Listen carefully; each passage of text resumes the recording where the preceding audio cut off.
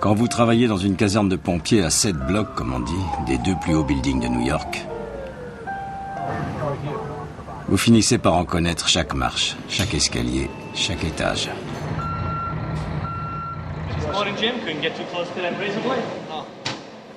Je m'appelle James Hanlon. Je suis soldat du feu à New York depuis 9 ans, à la caserne Ladder One, en bas de Manhattan.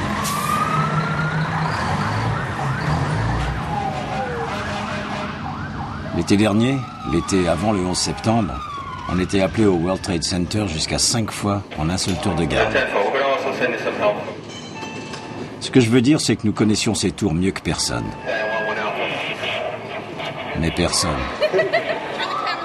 personne ne s'attendait au 11 septembre.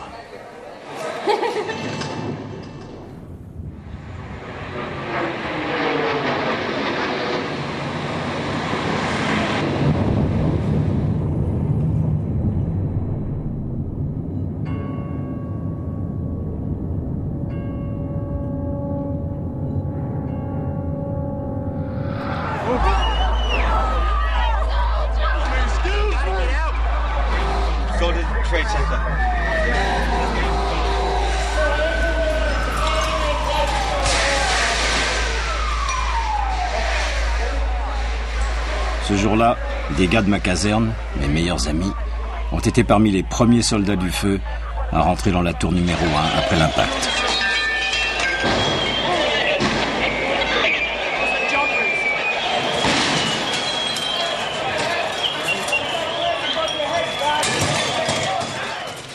Ce qu'ils ont fait ce jour-là, ce que tout le monde a fait, est remarquable.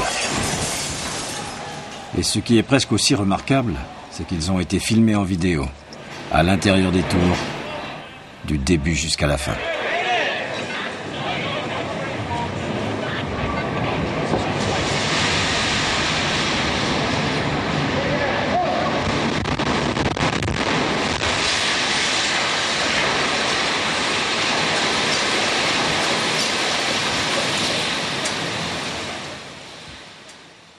Les images ont été filmées par 2 frères, Jules et Gédéon Naudet. Holy shit.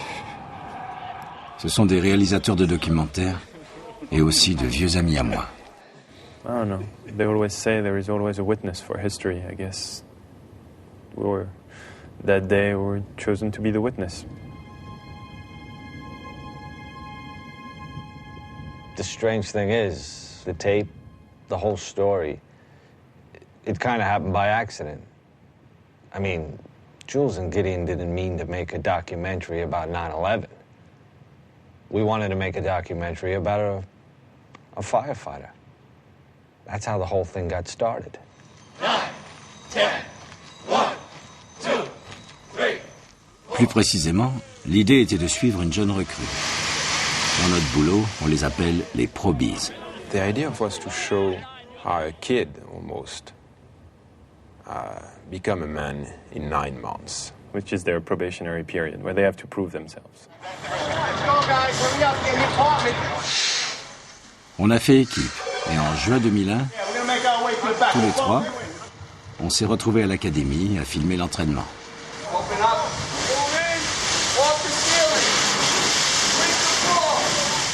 Après quelques semaines passées à apprendre les bases, un probie peut s'imaginer qu'il en sait assez pour être un vrai soldat du feu. Le réveil risque d'être brutal. Can I have the lights, please? This is a probie.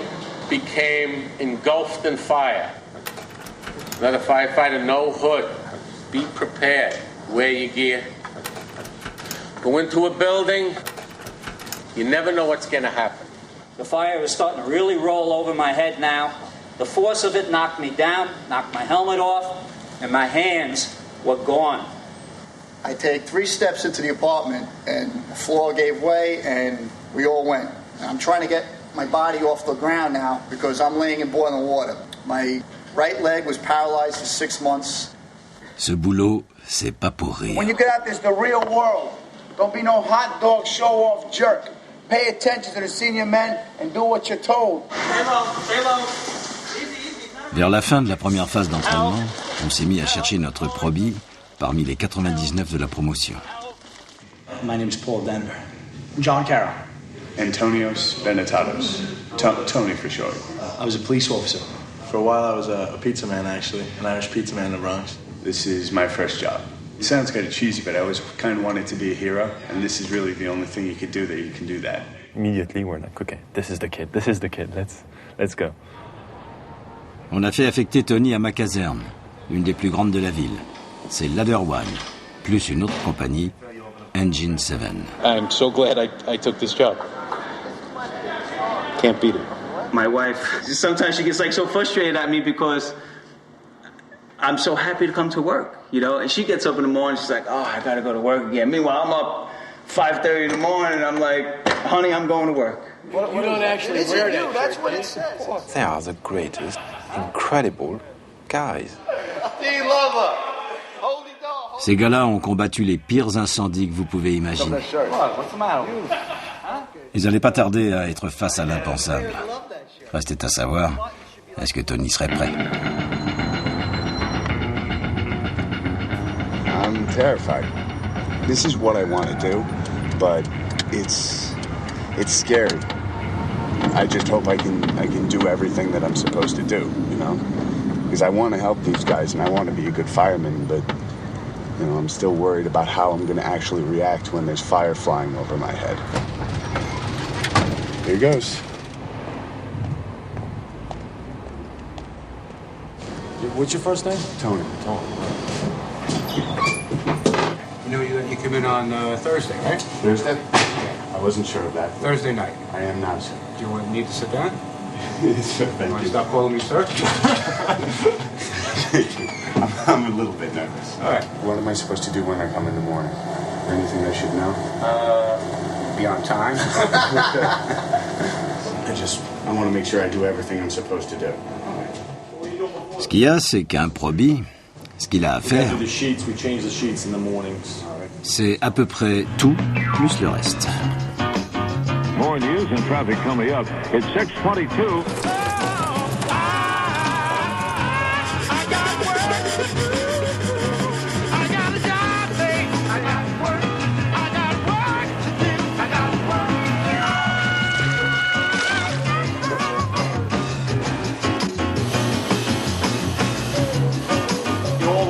Start up top and wash the rig down.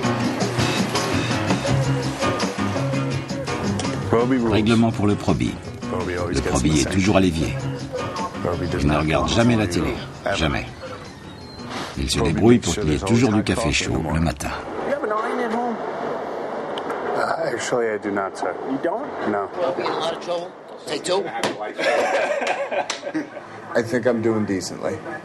You know, I'm still waiting for a fire. That's all. Just waiting for a fire.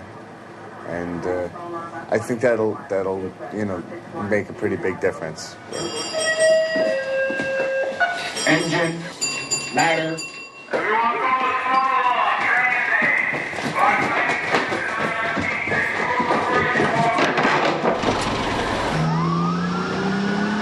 Should we grab that big long thing from the back too?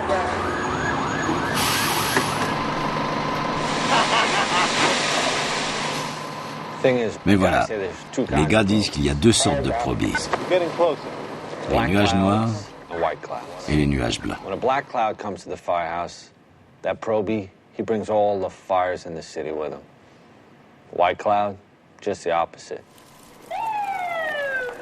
No fires. Comprenez-moi bien, des feux il y en avait, mais pas quand Tony était de service. Ce gosse-là, c'était un nuage très très très blanc. So what do you say? Does it feel like fire today? Or? Yeah?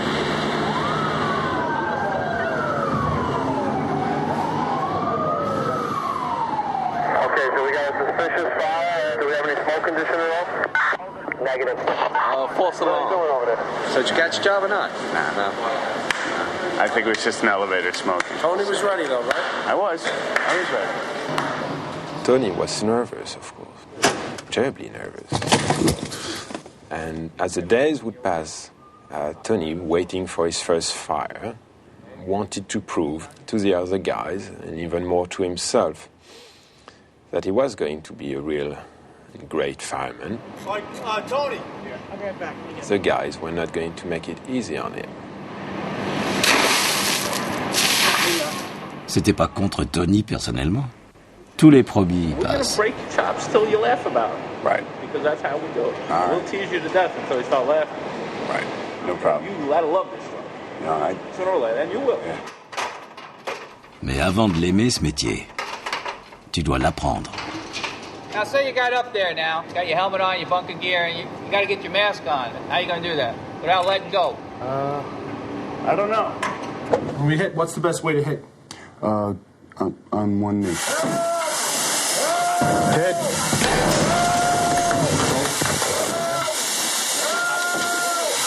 Hot here, hurry up. Make a quick sweep. It's hot. You gotta go under the bed. You go under the bed. The next time you do this for real, you're going to be more cautious. Right. You did fine. All I want you to do is learn to relax. All right. You got to remain calm. Okay. So you got to control that surge. Okay. Okay? Not bad. No. Not bad. Yeah, that handwriting's getting better already. Thank you. All right. Payday today, baby. Yes. Okay. Thank you. For 2 weeks, I got $672.25. Oh, you gotta be kidding me. You couldn't even buy a six-pack with that. It's starting pay, you know? If I wanted to get rich, I would have become a lawyer. But I wanted something that I'd be able to live with for the rest of my life. This I can live with. C'est ce que pensent la plupart des gars. You need to get up in the morning and look yourself in a mirror and say you're doing something with your life. Somebody's in there. Hit the door.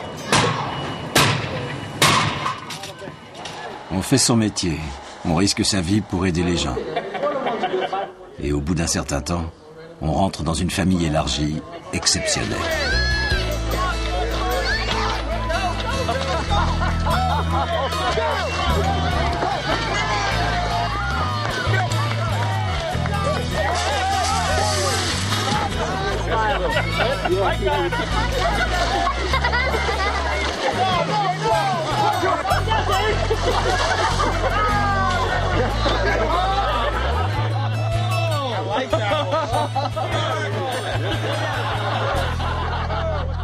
We do a lot of things with our families together.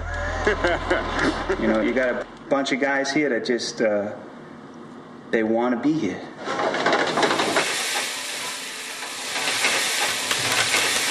Just making some onions and mushrooms for the steaks. How you doing, Jimbo? Huh? You doing pretty good? Yeah? Here we go. Ah, this is a good song here.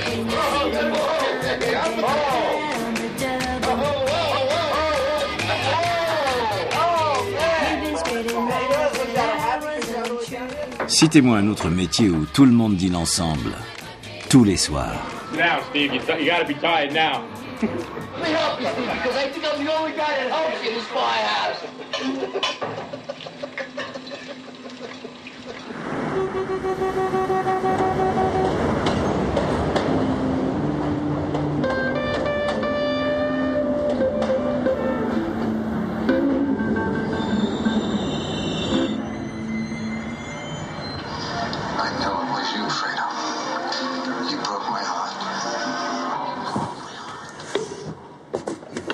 It's been 4 weeks, I think, 5 weeks, something like that.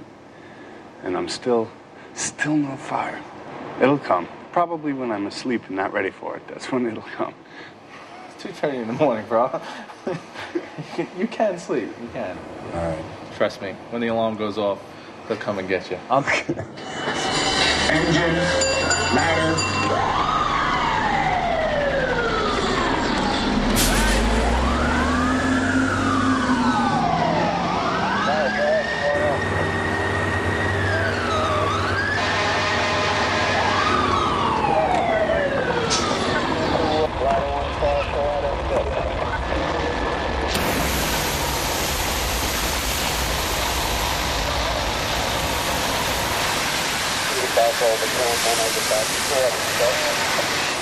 Go down, Stan! I got to spray water. You're getting closer. There you are, Tony. Look, your first fire. And it was a car fire, no less. That's all right. My first fire was a garbage can fire on West Broadway in Franklin.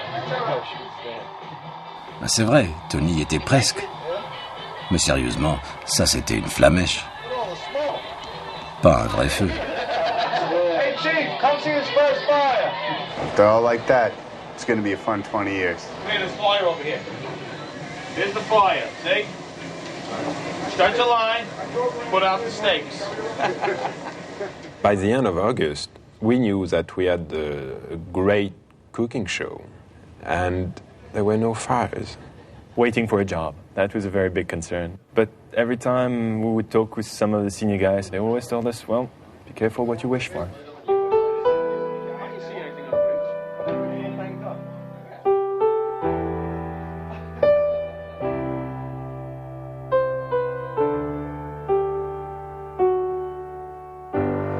Yesterday, a 27-year-old firefighter, Staten Island he was stationed, went to a job and he passed away.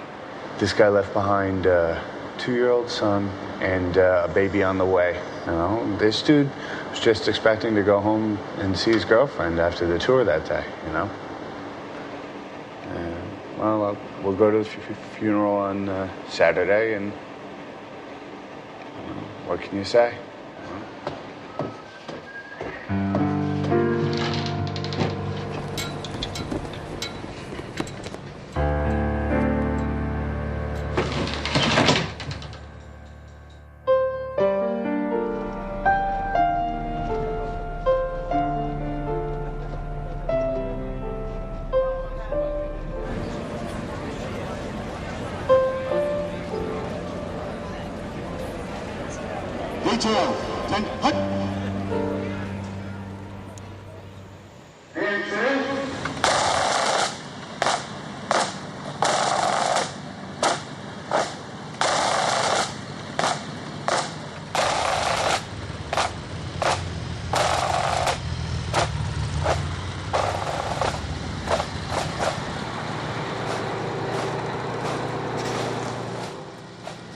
Quand je repense à l'été dernier, je ne me dis pas que les choses ont changé.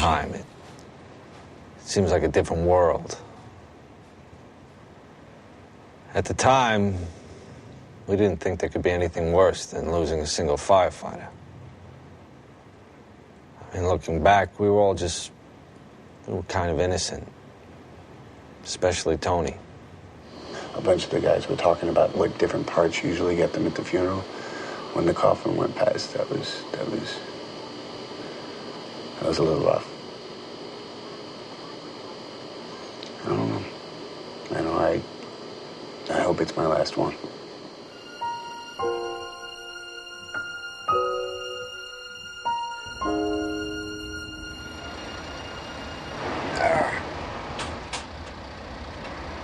So go straight up right now.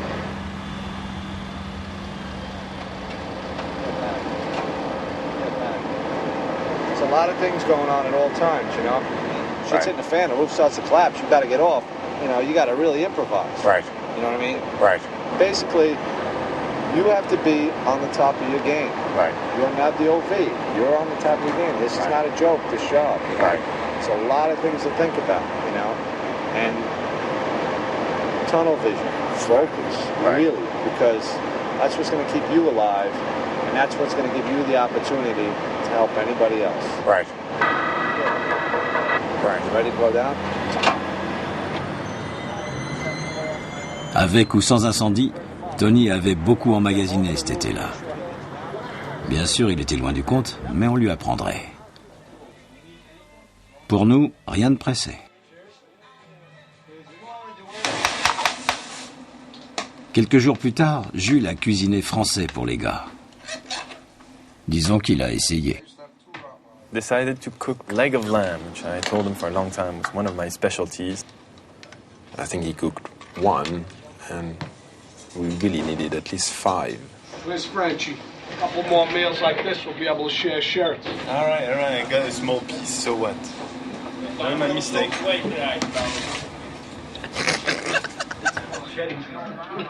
On a veillé tard, à se raconter des blagues et à rigoler. This is it. That's all that's left. This is the best part of the meat. Even though the guys were making fun of us because we didn't cook enough, we were all having a great time. We were getting accepted. Touchdown! Oh. You were just shaking it in the head. I don't know. We all joked all night long. It was really a great night. Little did we know. C'était la nuit du 10 septembre.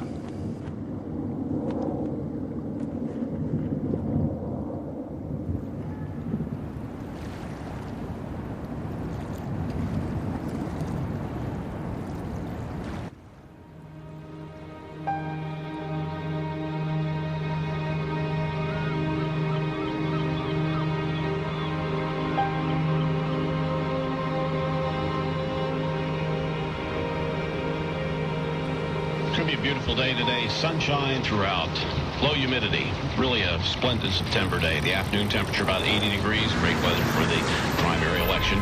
Tonight clear and cool, low 60. Ça commence à ressembler à un cliché, mais c'est vrai, le 11 septembre a commencé comme n'importe quel autre jour. Well, currently winds out of the northwest 6 miles per hour, relative humidity 70%, 66 in Newark, 64 degrees in Bridgeport, 67 in Midtown, and heading for 80. 8 heures du matin. L'équipe de jour venait d'arriver. Moi, j'étais de repos. En service, il y avait 13 gars de ma caserne. Around 8:30. Matter. I believe the run came in. You get the run for the gas leak, or an odor of gas in the street, actually, I think it was. It's just lisping on in church, odor of gas. And we responded. Arrived in minutes. Yeah, I don't think anything of it. You get on the rig, you go, you say, all right, it's an odor of gas. Jules était avec le chef de bataillon, Joseph Pfeiffer. Il filmait. It was just another call. I'm riding with the battalion chief. En fait, il s'entraînait à utiliser sa caméra. Ouais, Jules ne filmait que depuis quelques semaines. Avant, c'était Gédéon, le caméraman en général. Every time the battalion goes, I go. You know, I just need to practice, so I shoot.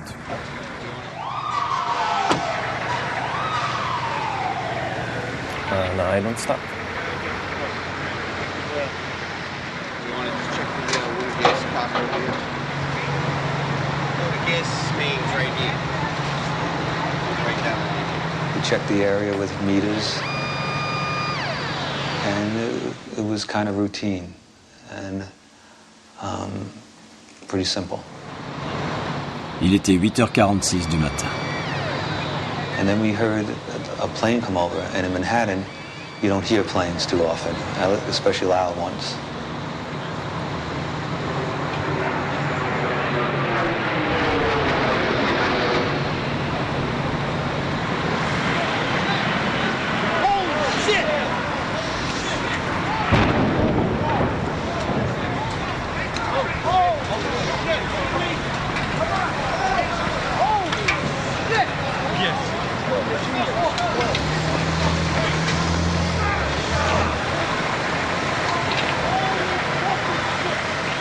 Right then and there, I knew that this was going to be the worst day of my life as a firefighter. Immediately, I knew this was an accident. What am I doing on this? Go to the Trade Center. We knew, this was going to be something unusual, something tough, but it would be something we could handle or at least deal with. Oh my God! That looked like a direct attack.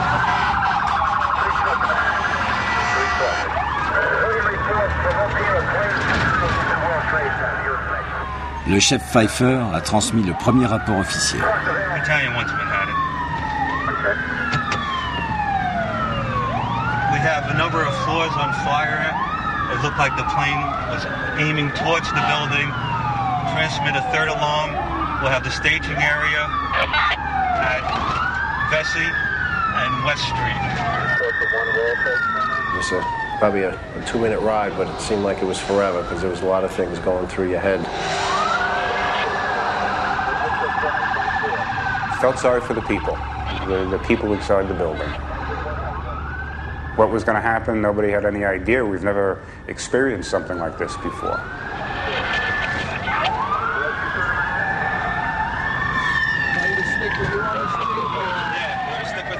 Everyone we was passing was looking up. It's like the world just stopped. We are just currently getting a look at the World Trade Center. We have something that has happened here. Flame and an awful lot of smoke from one of the towers.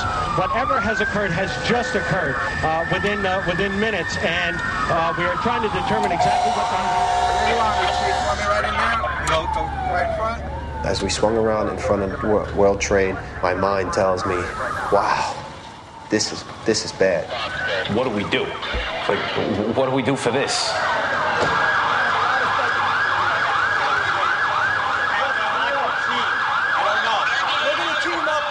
We park right under the awning of One World Trade Center. Chief Pfeiffer puts his gear on, and I remember asking him, Chief, can I come in with you? I want to come in with you. And he says, yep. Yeah, you stay with me.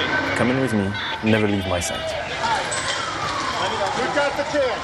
I go in, and I hear screams, and right to my right, there is 2 people on fire, burning. I just didn't want to film that. It was like, no one should see this. Pfeiffer a été le premier officier supérieur à entrer. Tout de suite, un responsable de l'autorité du port lui a dit que les dégâts se trouvaient au-dessus du 78e étage. Mais il suffisait de regarder.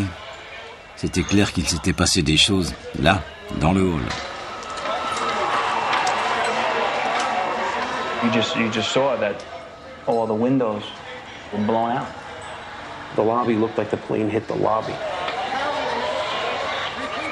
Plus tard, ils allaient comprendre que du kérosène enflammé avait coulé en cascade par la cage d'ascenseur. All of this damage was done already.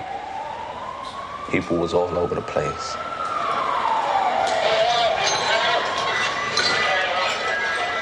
So you knew it was going to be worse when we got upstairs. Flames are shooting out. Smoke is pouring out. I want you to get an engine and team up. Get an outside line. Walk to 7. Okay, I want you to go any higher than 70. What's going on? 78. My main concern was we had 20 floors of people above.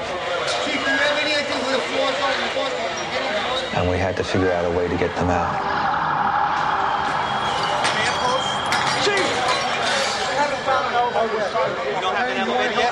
As it turned out, we had no usable elevators.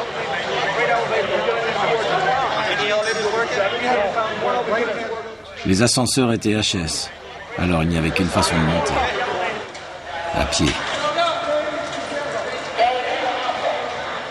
Companies come in. You see them with a concerned look on their face. And they're sent up.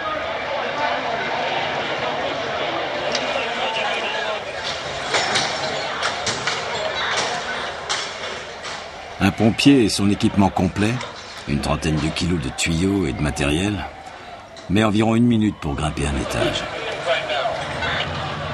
Ces gars-là allaient devoir grimper 80 étages avant de se mettre au travail. I felt the mood that we were going to put the fire out. Everyone seemed to be confident. I know I was.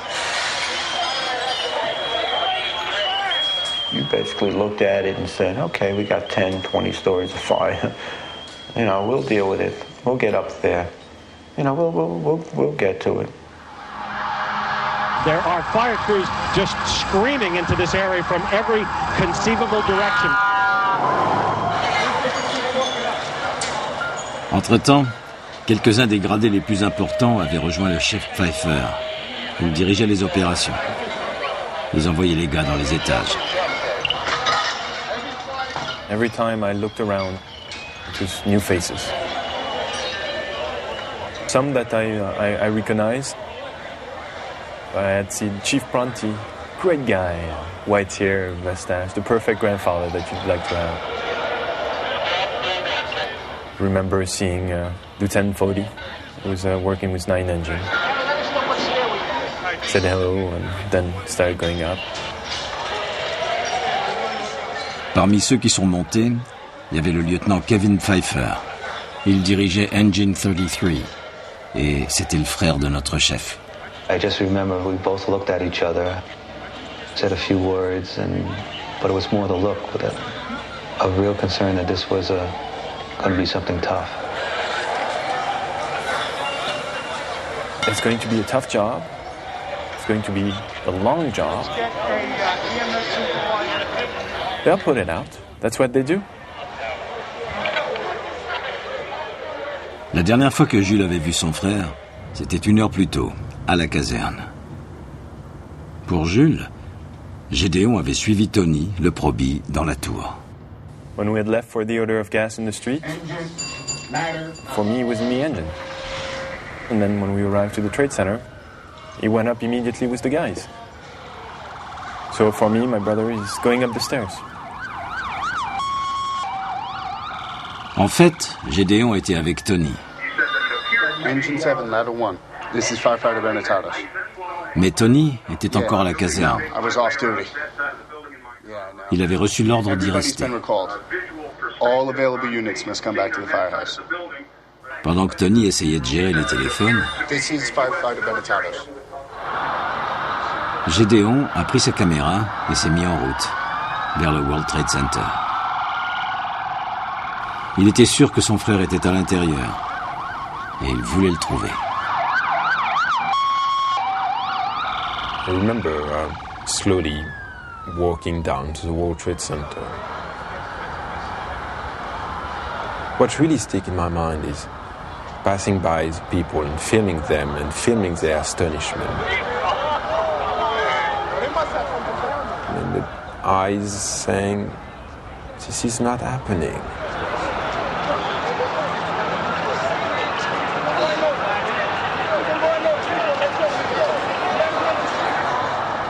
I remember tilting the camera back and forth between the people and the tower in front of me.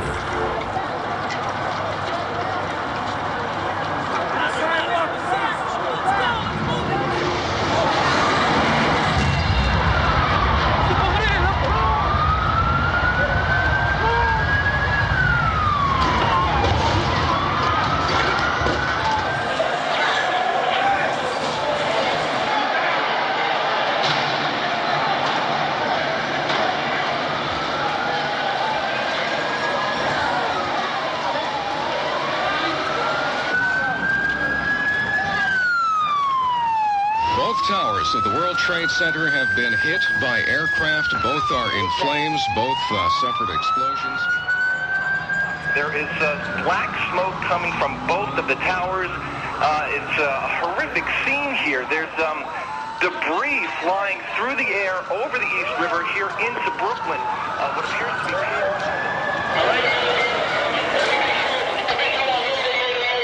Mayday. There were 2 planes. I saw the second one hit. It hit the other tower.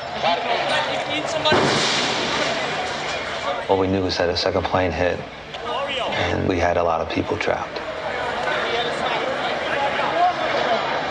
Stay together. Stay together. Let me know what's going on. We're just going to have to walk. You have no way to go. Second plane is with motherfuckers. All right. Maintenant, les chefs allaient devoir monter une autre opération dans la tour numéro 2.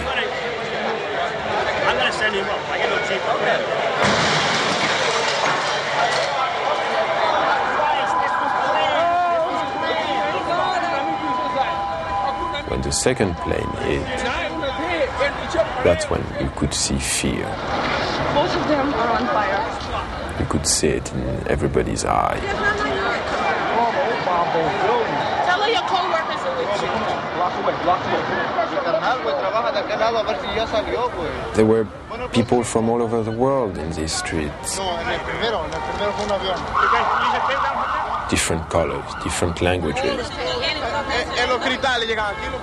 On those few blocks between the firehouse and the World Trade Center, the entire world was there. So two aircraft. The first one on one World Trade Center. The second one just happened. And they were all looking at the same thing and talking about the same thing and reacting the same way. Is it a plane? Beside a plane. You saw a plane going? A plane went straight into the building, right there into the side. Plane? Yes. How big is the plane? Yeah. That was a direct hit. Huge one. There were two planes? Yeah. There's two, one in each building. Yeah, I saw the last one. We heard boom in the whole field. What are those people going to do? On the second one? All the elevators are blocked out. Yeah. Well, the staircases must still be, right?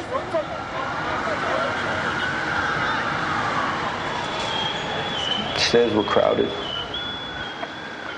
People were coming down burnt. Dans la tour numéro 1, les gars de ma caserne avaient grimpé 10 étages. Et ils continuaient. If we did talk, it was to the people coming down, trying to comfort them, tell them it's all right, get out, stay calm. I wound up finding a woman in the C staircase. Her arms were all burned. She was just sitting there, basically in shock. So I picked her up under her arms, and I put her in with a group of guys, and I asked the group of guys to, take it down. I spoke with one person. I think the highest floor that I had heard was about a survivor from the 80th floor coming down. So we know that was intact. We knew it was going to be a long haul getting up there. And you had to try to conserve as much energy as possible, if that was even possible. I'm hot. I could feel the blood in my neck pumping. I could feel my whole, my whole heart, my whole system is really working. I knew we had to get up to help people. We had to get up there. I knew we'd get there, but it was just going to take a while. You're talking about thousands of casualties and thousands of potential casualties. They was pretty much saying, God bless you, can't believe y'all going up and we're coming down. People, they pretty much said, why are y'all going up there? Get out.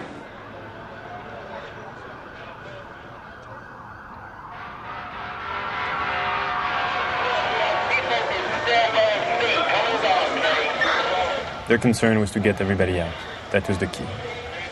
As much people out as possible.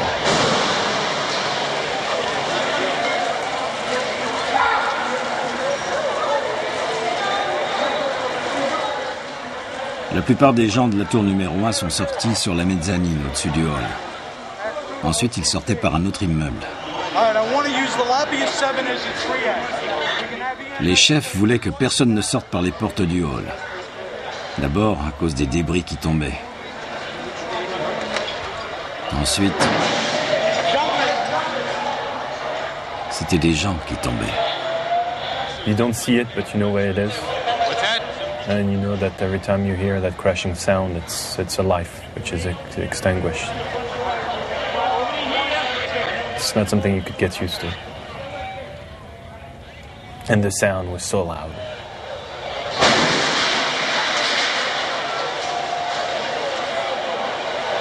I just remember looking up, thinking, how bad is it up there that the better option is to jump?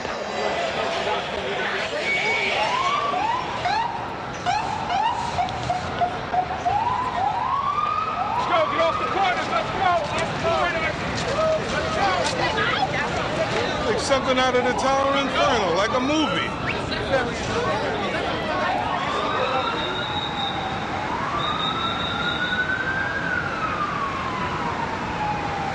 Wins News Time, 9:12, a major disaster in New York City this morning. Breaking news now on 1010 Wins. Well, we now have some insight as to what's going on here. The FBI is now investigating reports of a plane hijacking before these crashes we're telling you about at the World Trade Center towers this morning. Rescue crews are making their way to the scene, and all of this unfolding in one of the busiest places in the world, downtown Manhattan. Again, both towers hit by aircraft. Again, two planes involved in two crashes into either tower of the World Trade Center at about 10 to 9 and 5 after 9 this morning.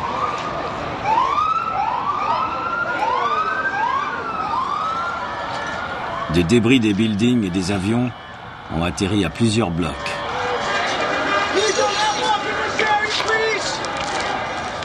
Gédéon, avec sa caméra, est tombé sur un morceau de réacteur qui avait carrément transpercé la tour numéro 2.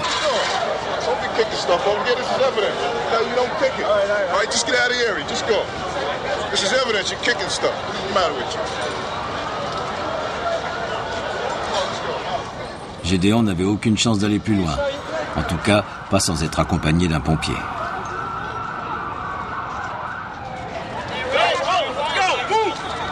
So I decided that the smartest thing to do was to slowly walk back to the firehouse and find a way to go to Jules. We're just getting word now. One of the two planes was hijacked after takeoff from Boston. This is two airplanes have crashed into the World Trade Center in an apparent terrorist attack on our country. We now have reports of a fire at the Pentagon. A fire at the Pentagon being reported this morning. I was just saying that officials are calling this an act of terrorism. They're saying that's clearly what it is, clearly not an accident. Arriving back at the firehouse, and Tony is still alone, and he has no clue of what to do. The Pentagon's on fucking fire? War. This is war. And just by listening to him, freaking out and swearing and behaving like I've never seen him behaving, Tony was expressing what we all felt. At that point, I saw the fireman in him taking over. I can't believe the fucking Pentagon. Somebody has balls. I mean, a few times he was just pulling his gear and about to rush to the door, and realizing that he was the only one in charge of this empty firehouse, and going back to the house watch and looking again at those pictures on TV, and just to make sure that it was real. We have these two enormous explosions at the World Trade Center here Tony in New York. just wanted to go there.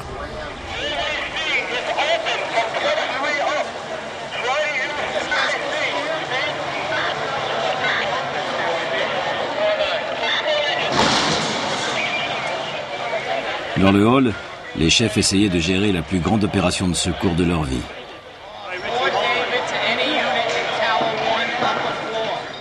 Pratiquement sans information venant de l'extérieur.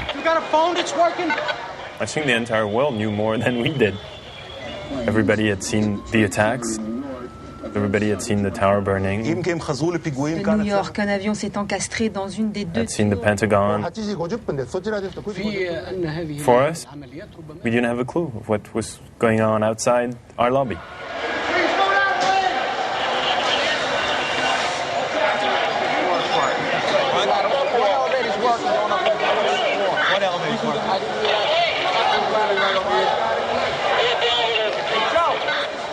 Just like a beehive, that place. Everybody's working on the phone, everybody's working on the radio. Everybody's getting information, sending guys up, getting reports. And just trying to get this thing under control.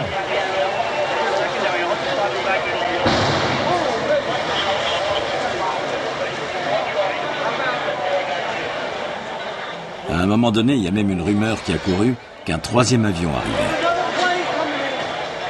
N'oubliez pas qu'à ce moment-là, tout semblait possible.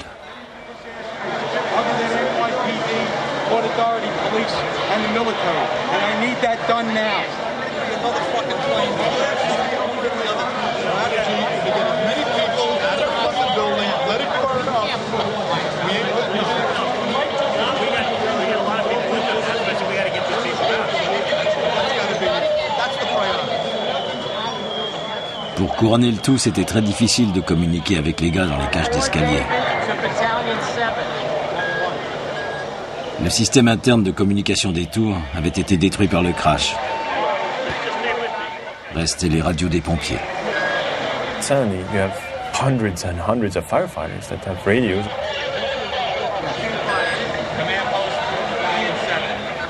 It seems to become more and more difficult.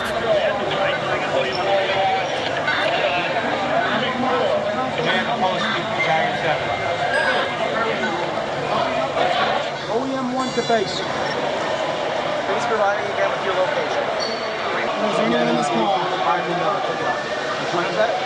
Is there anyone in this car? We had one guy from the WTC who was trying frantically to reach anyone on the elevators. 69 car. Anyone in this car? Oh, is there anyone in this car? And going through the list, Oh, is there anyone in this car? and there's about 98 elevators in the World Trade Center.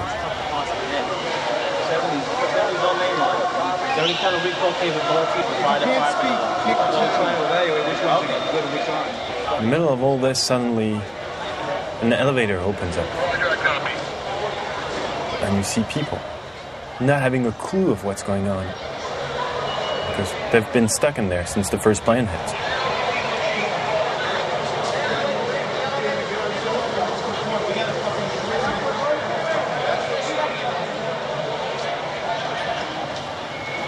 I was seeing the look on the firefighters.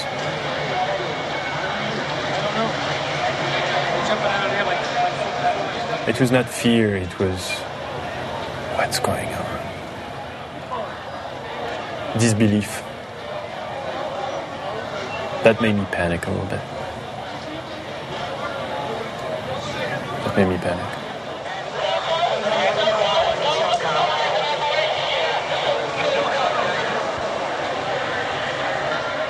It was the first time I had seen Father Judge, the chaplain, as he's called. He was in the lobby with us, and I could tell that he was praying. You know, Father Judd, he would at least make eye contact with you and kind of give you a reassuring look. That wasn't occurring, almost like he knew that this was not good.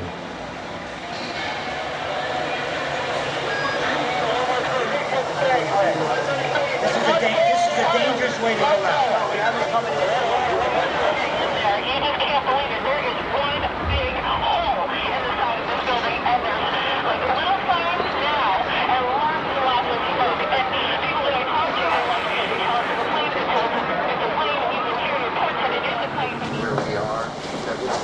Pendant ce temps-là, à la caserne, les gars qui n'étaient pas de service arrivaient de chez eux. You know, we're just waiting right now. What's that? We're just waiting right now. Tony he just had one thing in his mind. This is bad. To go there. And he couldn't. 2 swift alarms right away. And you know the fucking Pentagon is burning now. What? The Pentagon is burning.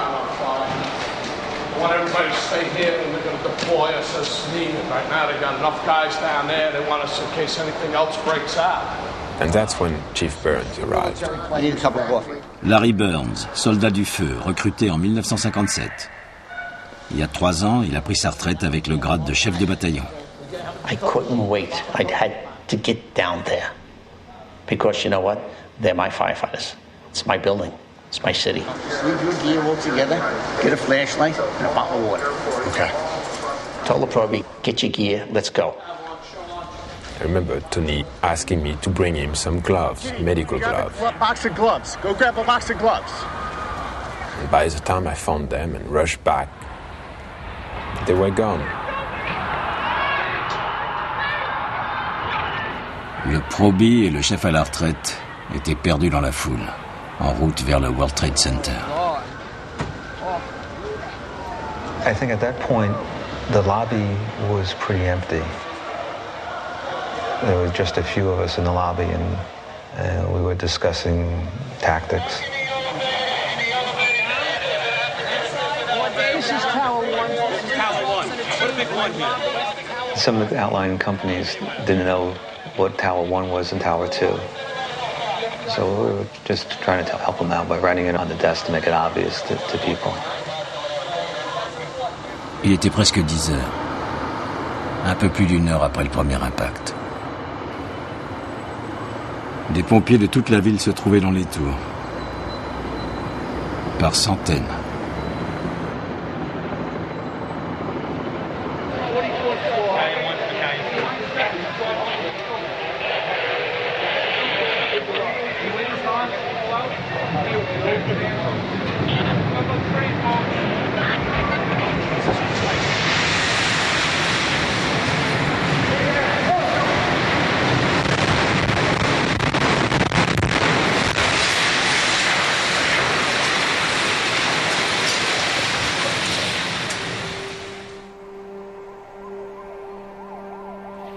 A situation that started bad just gets worse and worse and worse.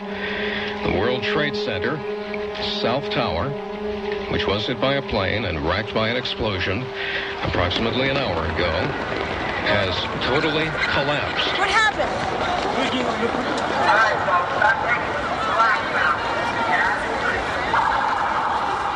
If you're just joining us this morning, you're in for a horrific surprise. The scene here is just one right out of one of the movies you would see in Hollywood. People walking around with cell phones in tears, holding their heads, looking up at what's left of the World Trade Center and just shaking their heads in disbelief. Dans la rue, tout le monde avait compris ce qui s'était passé. La tour sud n'existait plus. Ils l'ont vu s'effondrer et ils ont couru.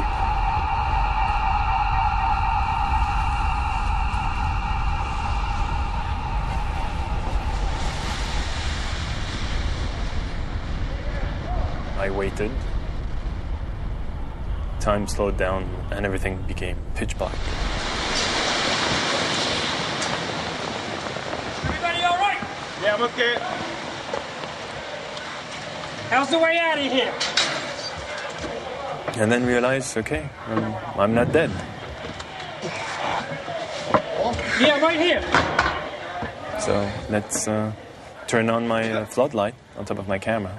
All right, come on down this way. Yeah, let's get out the way we came in.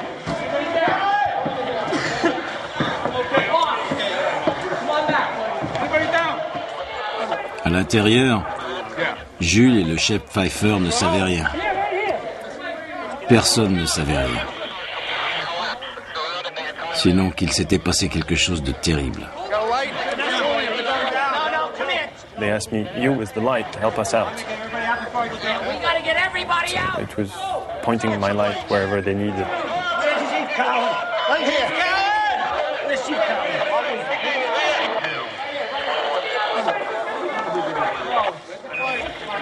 I remember seeing Chief Pfeiffer. Command post in Tower 1. To all units. Evacuate the building. Command post to all units. He gave it right away, very calm, didn't wait. And it was, for him, it was a precaution. It was, okay, something wrong is happening. Let's get everybody out. Where's that flashlight? From the tone of his voice, I knew that it was no normal thing. I knew it was time to leave. I remember saying to the guys, well, we're on our own now. And for the first time, I looked in someone else's eyes and saw fear. Which you don't see with the firemen. We orderly evacuated. It was such a long walk, 21, 17, 16, 15, 14, 13. I was going down the stairs. I could remember a fireman resting on the landing and telling them, we've heard a mayday, get out of the building. I don't think a lot of them, I know for a fact, did not take it serious. You start to feel your anxiety build up. Take a deep breath and you say, it's going to be all right. Let's just keep going. Our brothers ahead of me, brothers behind me. We're in this together. We're fighting together, and we're gonna do what we have to do. Sarge. Hey, Pete. Come on, Pete. I was not even consciously filming. I was just had my camera by my side and pointing the light wherever they needed my light to actually help someone. And then I realized it was Father Judge. Here, we need a hand here. We saw him lying at the base of the escalator where we were. And I removed his white collar and I opened up his shirt. And I remember checking for his pulse and realizing at that time he was gone. All right, we got 4 guys. I'm here. Where's Chief Hayden? Up the escalator right here. Come on. Up it right here.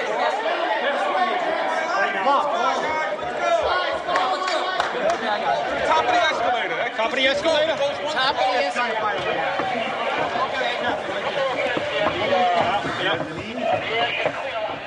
After that, we had to figure out how to get out of where we were.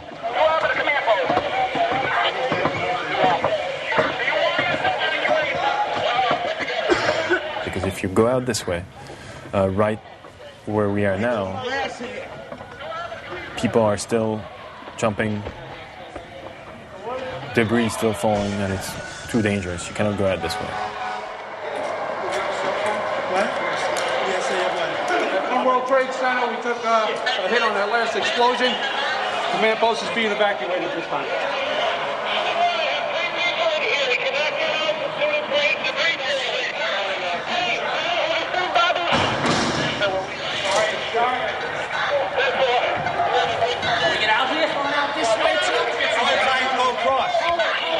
Chief Pfeiffer tells the people carrying Father Judge, okay, stay here. Which way? I told them that I'll be back and wait here and I'll see if the bridge is still here. Le chef Pfeiffer est allé inspecter une des passerelles qui permettait de sortir du World Trade Center. Si elle était toujours en place, c'était leur meilleure chance.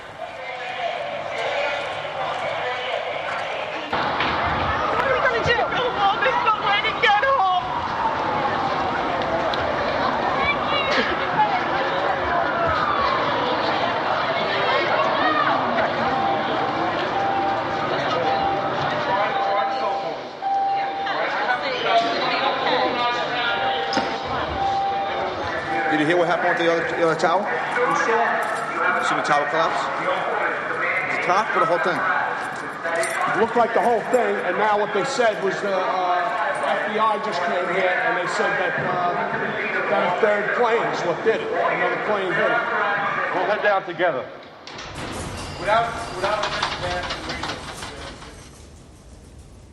And now I wonder for the first time if Jules is still alive. I never thought about it before. Honey, it's a terrible, terrible day. I'm sure they're happy. I realized that Jules could be dead at that very moment. And I was feeling so responsible. I was the one who put him in this situation.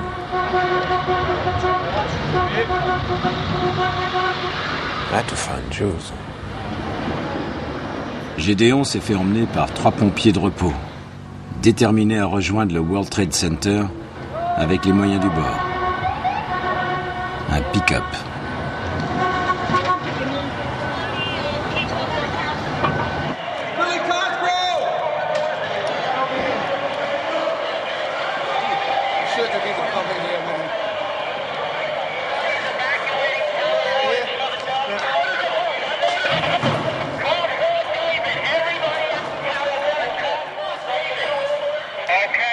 Battalion 1 to Division 1.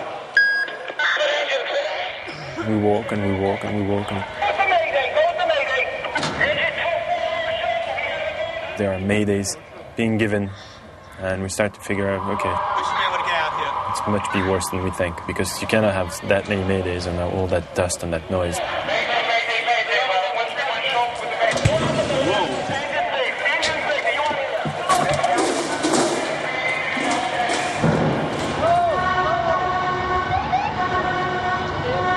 That's when I felt the danger for the first time. It was all around you. I mean, every single cell of your body was telling you, you should not be here. The scenery was radically different. I mean, it was this white powder everywhere. Just a few people here and there. Take yourself as mask. Get masked, we get an extra cylinder, and I'm going to go in. And this kind of silence.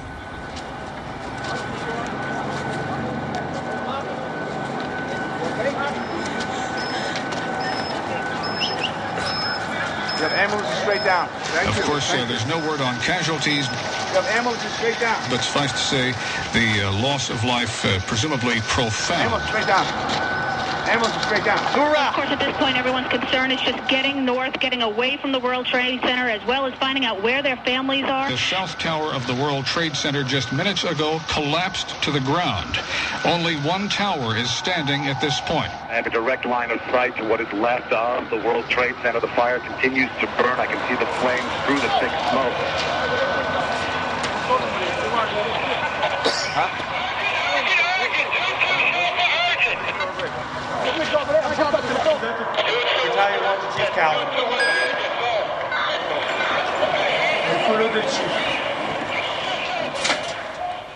Entre-temps, le chef Pfeiffer avait trouvé une issue. Il essayait de contacter les hommes dans le hall. Pas de réponse. So we walked across the bridge back towards the Trade Center. Still trying to call on the radio and not getting through.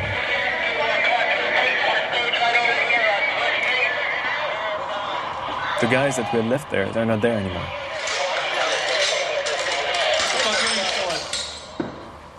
Ils étaient déjà sortis, emportant le corps du père Michael Judge dans la rue, jusqu'à l'église Saint-Peter.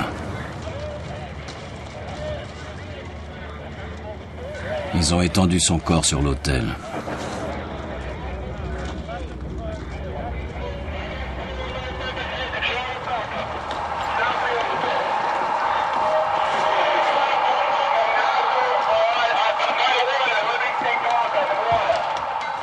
Le chef, son adjoint, Eddie Fahey et Jules sont sortis. Ils sont passés sous la passerelle qu'ils venaient d'emprunter. Et ils sont tombés sur un spectacle qu'aucun d'entre eux n'aurait pu concevoir.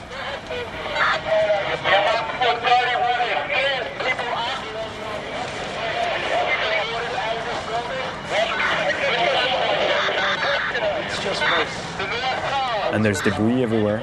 There's dust covering the entire place.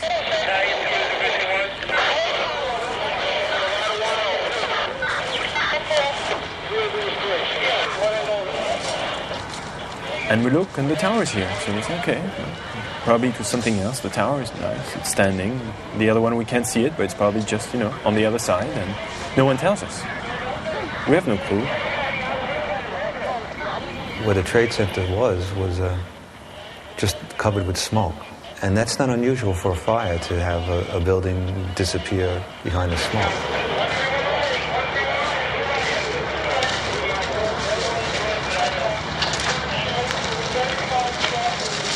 And then was it just a sense that this wasn't a good place to stay. So we walk north.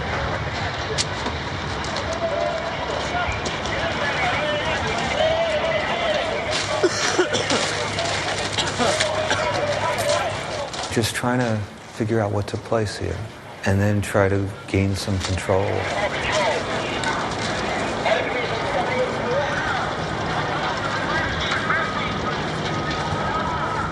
So we started to rebuild some sort of structure.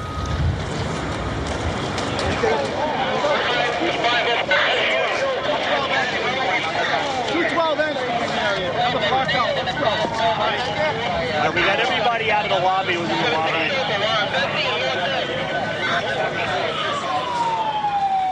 L'objectif prioritaire du chef Pfeiffer était de mettre en place un nouveau poste de commandement et de trouver ses hommes. À ce moment-là, ils étaient en train de descendre les escaliers. At some point, I started to run. I don't even know if I was touching stairs on my way down. When I got about to 3 or 2 is when I started to think of my family, So I got to get out of here. When we got out to the lobby, it was unbelievable. Nobody was around the command station. There was nobody at the command station. It looked like the end of the world. I joked about it. I said the command post was abandoned. The board was set up and nobody was there. I said, oh, this is not a good sign.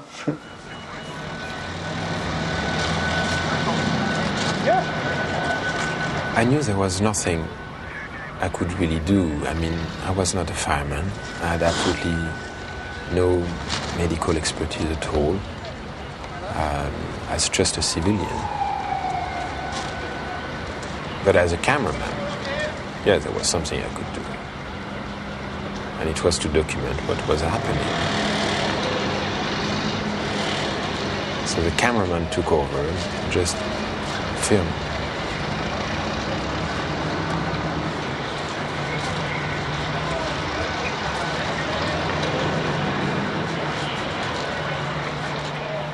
Gédéon s'était approché le plus possible de la tour.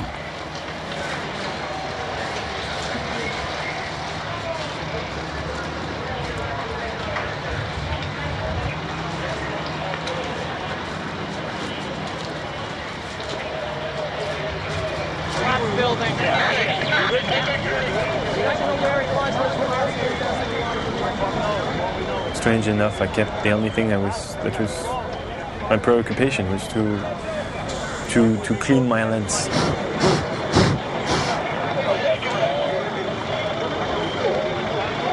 I don't know if it was a way for me to try to focus on something so I can stay away from the horror of the reality, but that was just my obsession, was saying my lens needs to be cleaned.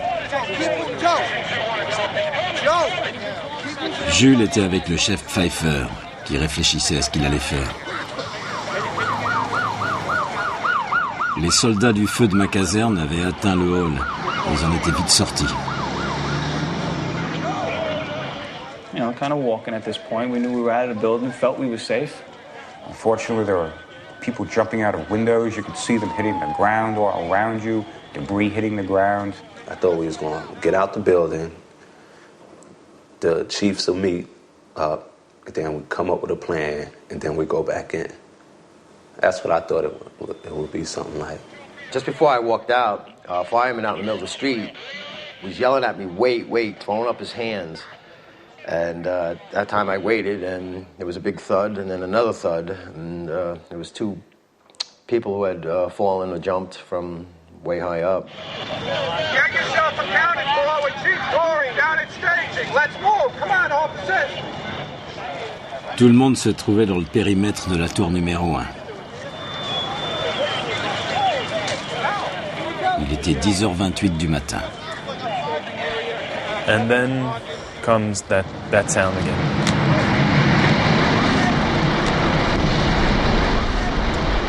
And I don't even have time to think at that point. I just run.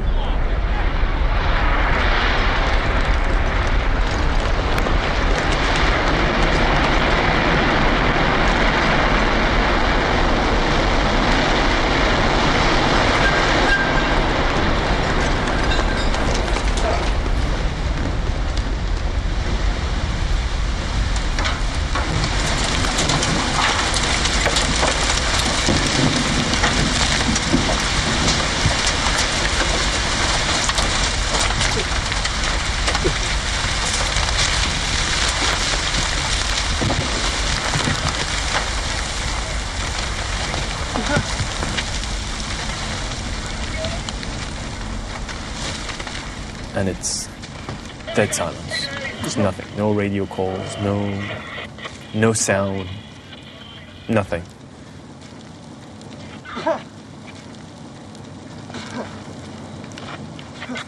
And I feel the person who was on top of me get up.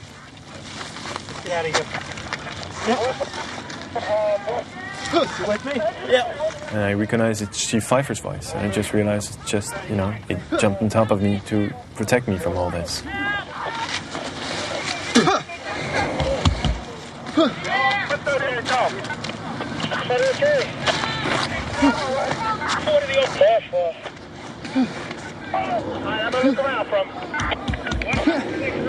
Chief Pfeiffer said, okay, let's go now. And we get up. The dust starts to clear because the wind was blowing in the opposite direction.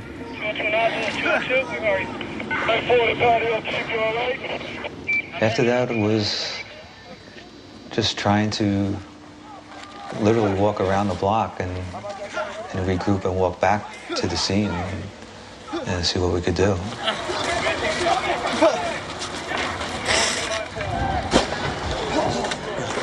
À moins d'un bloc de là, Gédéon était toujours dans le noir. The pounding stopped, and you realize now that you just can't breathe anymore. We need help! Let's go before the car blow up! This way! Let's go before the cars blow up! At that point, I realized that I was going to die. Let's go! We're over here behind the ESU truck! This way! Keep shouting! Right here! Come get a truck! Come on, we gotta get out of here. Let's go! You gotta fucking move, man. This way! And the only thing I could think about, it was Jules. And I remember telling myself that if I would survive that, I would be a better brother. Yeah, let's go, you can make it. Help him! Quickly, it's right here. He weighs 400 pounds, dude. You get over here. We're not going to leave here. He's not standing. You need to come over here and fucking help. La dernière personne que Gédéon avait filmée était maintenant étendue au milieu de la rue. This guy must have been standing outside in the street when everything collapsed. And he survived it. Avec l'aide d'un agent du FBI, il l'a éloigné du danger. And we can't see a thing. You have to walk, sir. You have to walk. You're almost there. Come on. Yeah. And he would pass out every second, so it was very difficult to carry him. Thank you, Lord. No! Moses! Shit. Do you have some water? Something to drink? Thanks. Open your mouth, because I need the water too.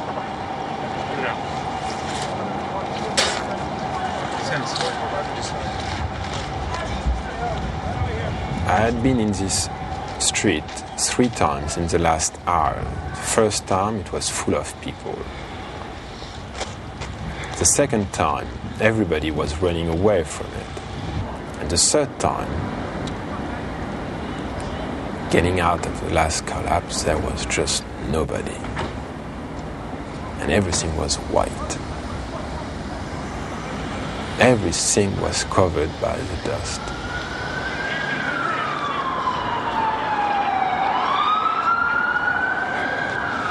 Holy shit.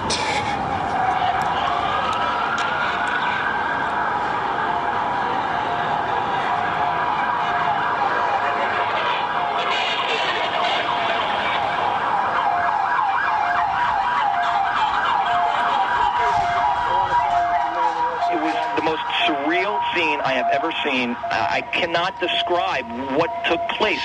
It is a scene just not to be believed. The smoke's still billowing. What we do have is a lockdown. You can't get in, you can't get out, you can't go up, you can't go down.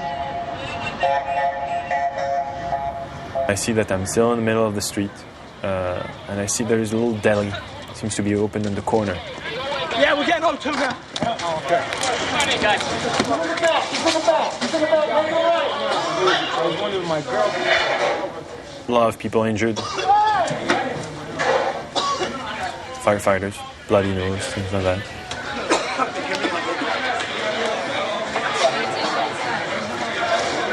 And then it hits me.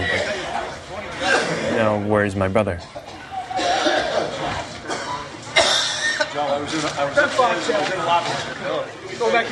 I start realizing that I've probably lost my brother.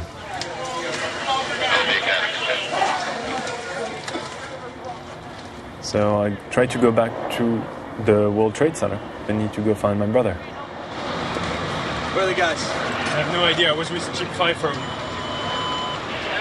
And I'm in the middle of the street walking, and a cop approached me and says, who are you with?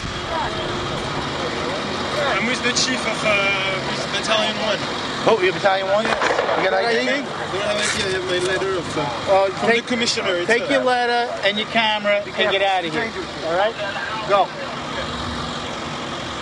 So I go back up, walk north, not really knowing where I'm going. Police department? No, they're making a documentary on the fire department. Come on, this ain't fucking Disneyland. Let's go.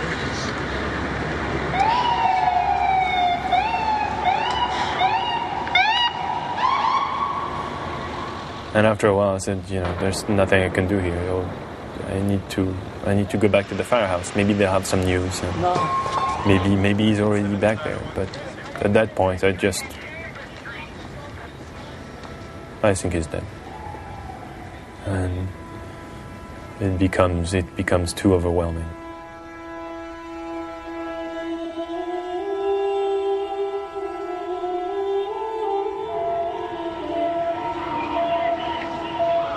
Walking back to the firehouse and not trying to think for 1 second about Jules. That was too much.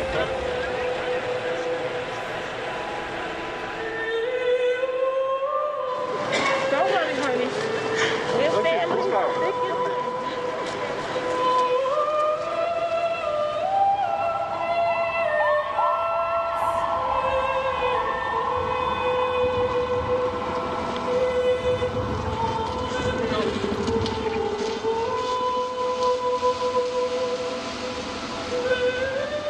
Everyone's asking me, what happened? What happened? I said, I don't know. I said, hell. Hell is what happened.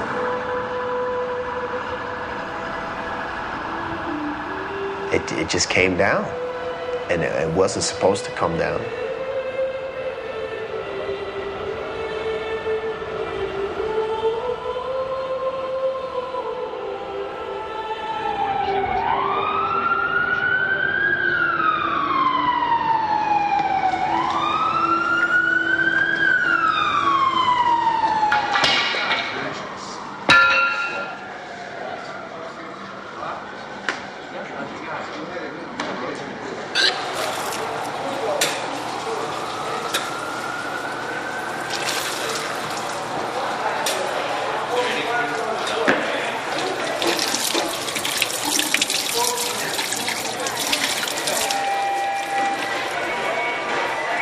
Back to the firehouse.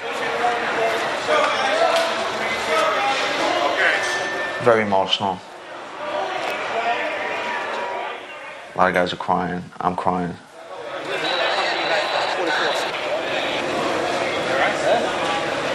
Where the fuck are you? I couldn't get back in. Let me up.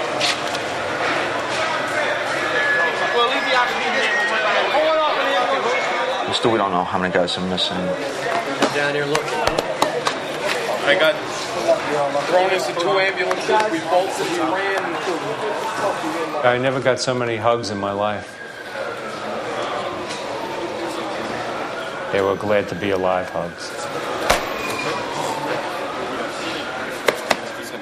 It was a great thing to know that people were surviving this. I thought you guys were dead. Not the only one. I thought I was dead. We lost so much in that 2-hour period.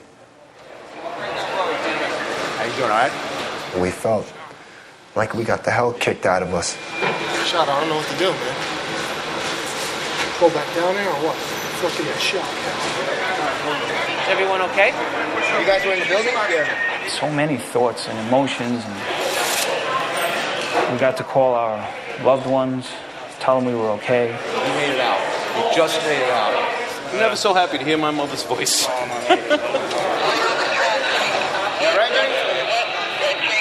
Little to little, the guys started to come back, one by one.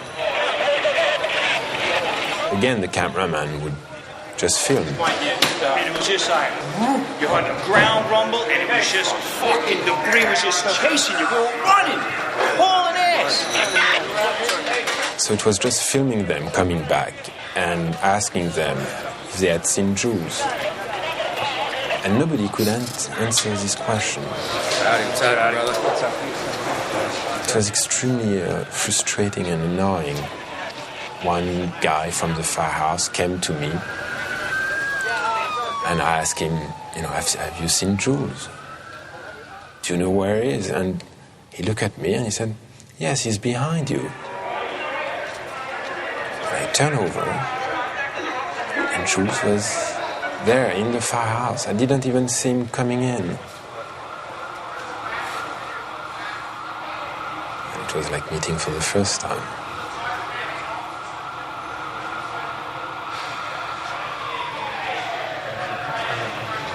Huh? Écoutez-moi, moi j'étais en vie, je savais pas si tu étais dans le camion. As Jules, if he's all right, he tells me yes.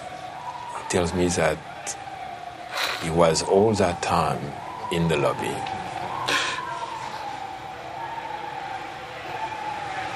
I never thought I was so happy to meet my brother, that's for sure.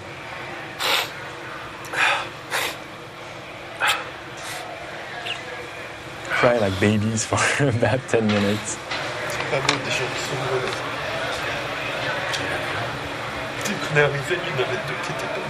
I tell him, I know now what it's like to think you're going to die.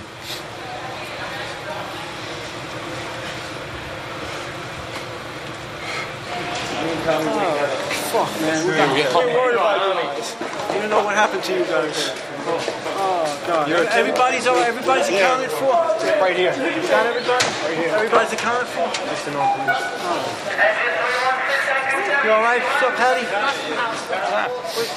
I can't believe we all made it out. How did we make it out of that building? 30 seconds. Another 2 flights higher. Why am I alive? So many others are dead.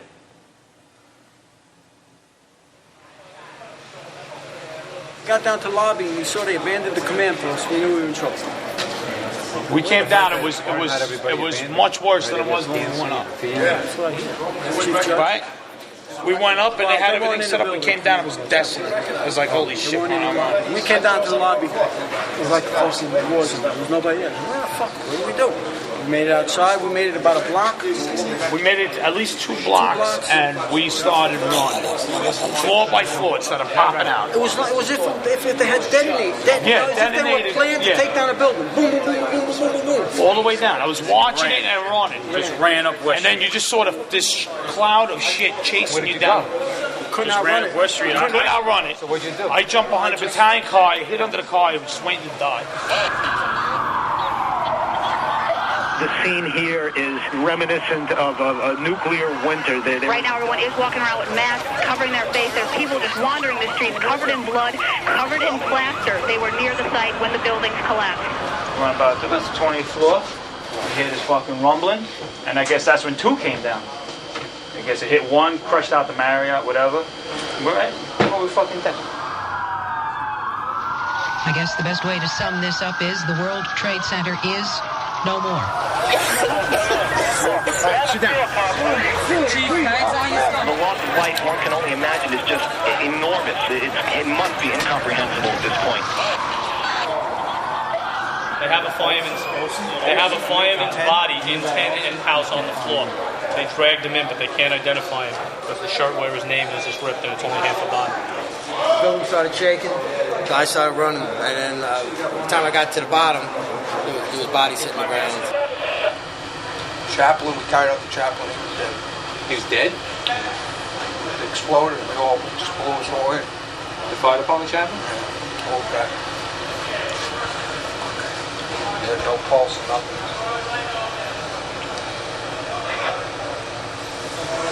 The way we left out, we were in 1. 2 fell first, and then they told us to get out. 2 fell first? 2 fell first. I can't figure this out. When you guys It fell while we were in the building. Yeah. That's why you were lucky. When you guys came out of the building, 2 was already gone. Yeah, 2 was gone when we came out of 1. Watch it on the news. 2 fell. 1 didn't fall first. That's why they were getting this out. The United States will hunt down and punish those responsible for these cowardly acts. I'm going to want a list of the New York City firefighters and officers that are willing to go back to work again. Okay, we probably won't be leaving for at least a half hour, but I want to get a list. And then I don't know why myself and the other guys were picked to survive this. You're going to need masks down there.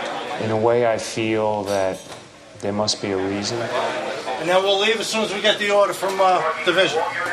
What am I supposed to do to earn this? It's not easy being a survivor.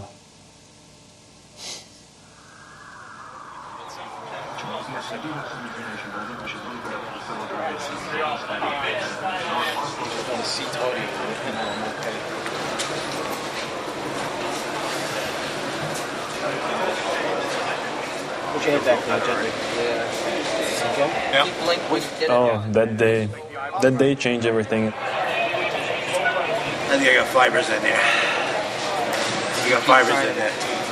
When I came back that day to the firehouse, one firefighter came to me and he said, you know, yesterday you had one brother. Today you have 50. It's good to see you.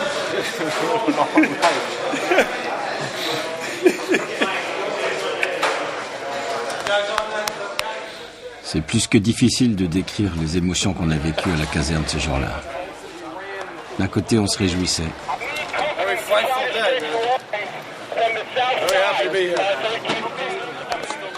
On ne sait pas comment, mais les gars de notre caserne s'en sont sortis.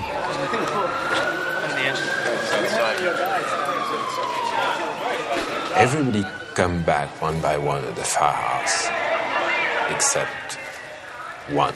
Did you see Tony over there, Benetatos? Tony. Benetatos is the only one that... People were all accounted for, except for Tony.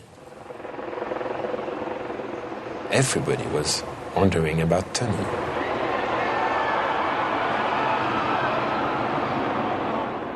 Et en même temps, on savait que des centaines de pompiers, des milliers de gens étaient forcément morts dans ces tours.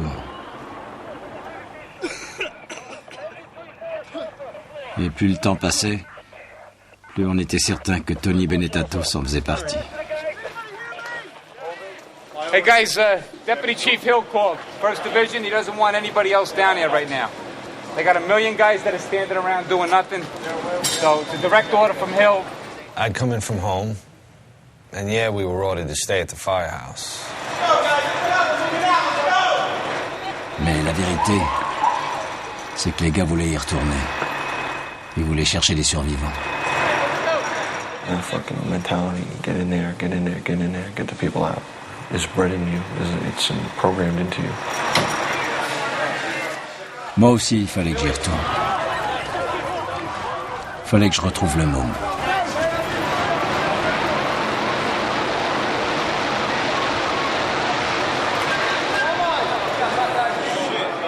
It's gone, man. 17 down. Je suis arrivé au moment où l'immeuble 7 a fini par s'écrouler. Aucune trace de Tony.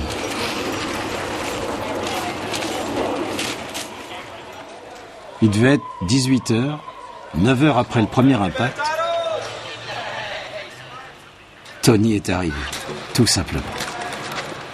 I walked in like a daze. They were all like, hey, it's Benetatos, you're all right. What's wrong with your hand? Anything? No. No? Yeah. You all right? Yeah. Chill out. How you doing? You okay? Yeah, I'm all right. Oh, what happened on your end? I was in the building. Were you? Yeah. Is everyone from the house? Everyone? Everybody is accounted for. Sit down over there. Grab some benches. You want something to drink? Want something to eat? How you doing, Tony? Some fruit, nice vitamin C there for you. All right? So everyone's accounted for? Everyone here. Yeah. Everyone who was out of the box? You were the last one. You motherfuckers, man. I was so sure you dudes were dead. I'm fucking digging through shit. And you fuckers are chilling here eating oranges? And I'm roaming around looking for you. The last one that went out there came back, and we were all okay. I left here right after the first collapse. Il s'avère que Tony n'avait pas quitté Larry Burns de la journée. Le probi et le chef à la retraite. Quand la tour numéro 1 s'est effondrée, ils y étaient.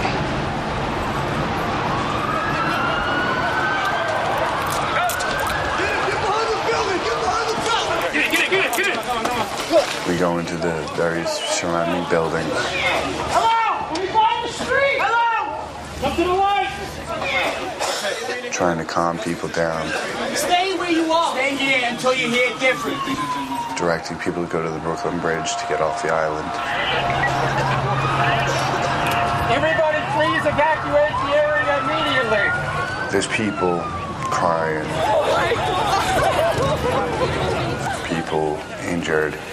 The one that sticks out in my mind is there's a guy, his arm had gotten like severed here, and he was holding his right arm and his left as he was running. And he was screaming as I was hiking, I need a medic, I got a bad bleed. You know, and that kind of shocked me. We kept going. I checked all the rigs. There were rigs crushed, paramedic trucks covered with rubble, flipped. Fires burning everywhere, huge fires.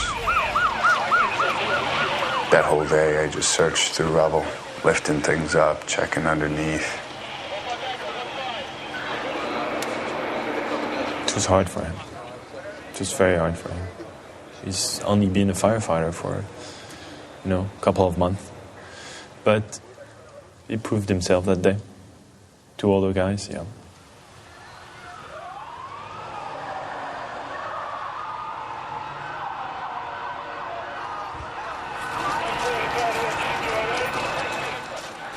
Il y avait plein de choses qu'on ne comprenait pas ce jour-là.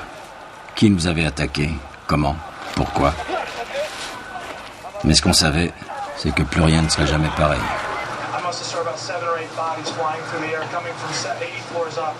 And then, of course, the images of the replay that never stops of the planes hitting, the towers coming down, and it was like, okay, enough TV. Thankfully, the power went out about that time, so it was a relief. This generator maybe in the courtyard, and then we'll hook the lights into it. I got 2 more sets of lights coming. The entire downtown Manhattan lose power. It was really this feeling that we're going to be there for a long time.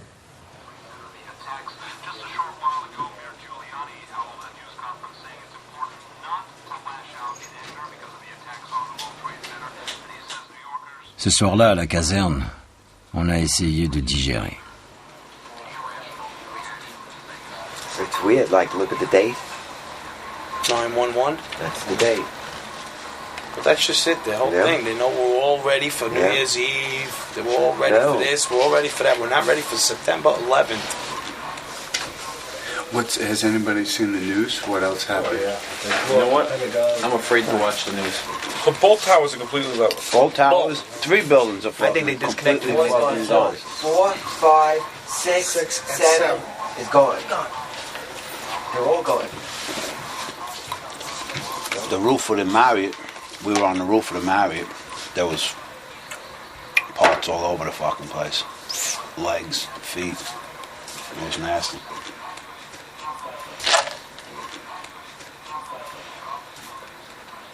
You all right, brother? Yeah, I'm all right. One of the things that sticks with me more than everything I saw is I sat down next to Ted. He looked real bad. I said, Tony, man, it was raining bodies. And just the way he said it, man, the man had been through hell. Good evening. Today, our fellow citizens, our way of life, our very freedom came under attack in a series of deliberate and deadly terrorist acts. It's a very depressed, dismal, miserable mood. Hundreds of your firemen, thousands of civilians are gone. As quickly as you blow out a match, they're gone. Flip a switch, they're gone. That's it. These buildings came down. Gone.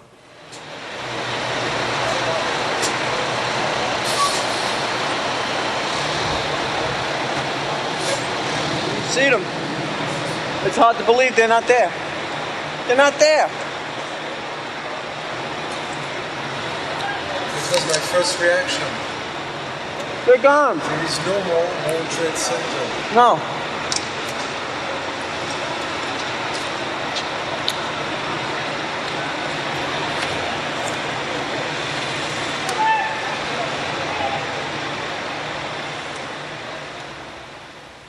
It did happen, right?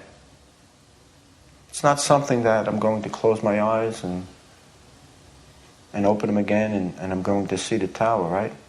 It's not there.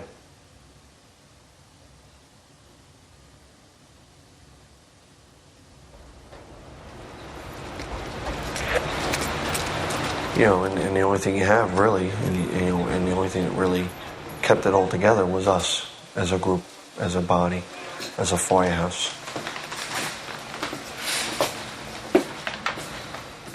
Vers minuit, on a envoyé Tony amener le drapeau en Berne. Une fois de plus. There's going to be a lot of pain to deal with in the future. I have a pretty good friend. Well, who was in my academy class in my squad, who's among the missing. A lot of guys, we all lost friends and family. I don't want to ever have to put that thing at half-mast again for the rest of my career. That's it.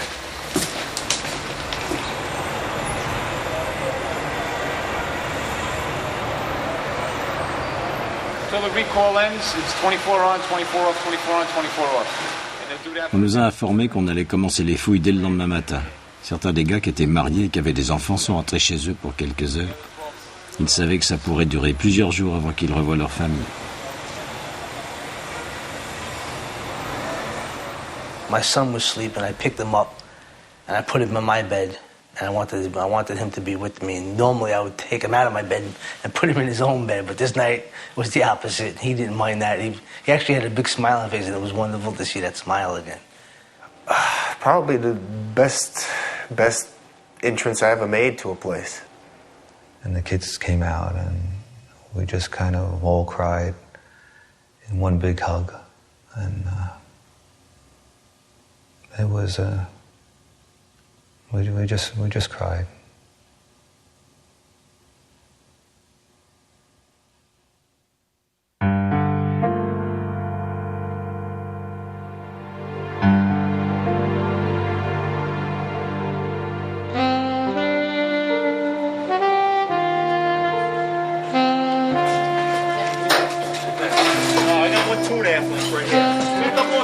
What's up, old line?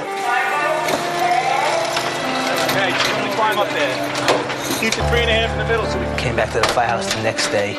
I couldn't wait to get back, actually, because I wanted to get down there. I figured, well, we're going to have plenty of people that are going to be trapped, for sure.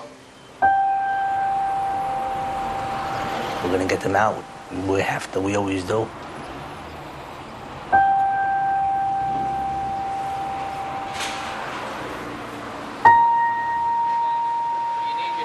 I don't know if anyone's really pulled themselves together. Focus on what you're doing today. I mean, time enough in a couple of weeks to really take in what happened to our guys. But today you must focus on what you're doing.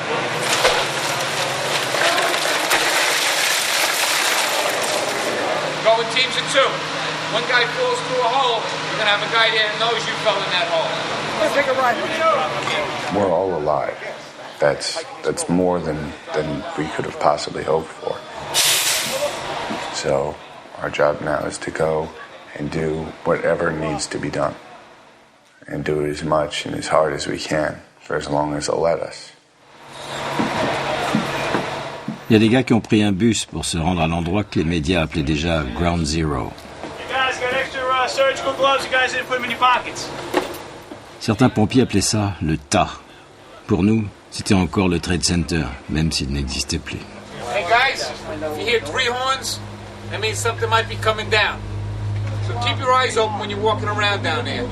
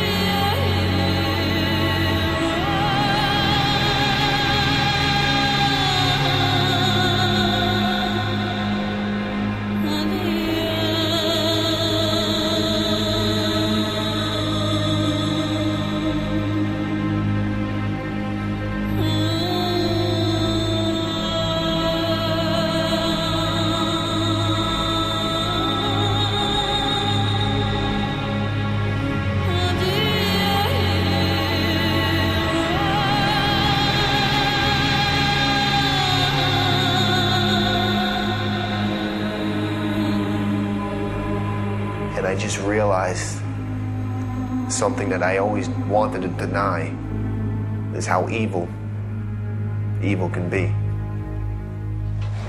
I need 5 firefighters, 19 and 12. We went down there and formed up companies, 5 men and an officer. Let's go. We went to work right away, trying to look for survivors. Try to get some buckets back here. Buckets! Guys were digging fast, passing those buckets quick. Digging frantically. Bucket! Hey, watch your back, guys.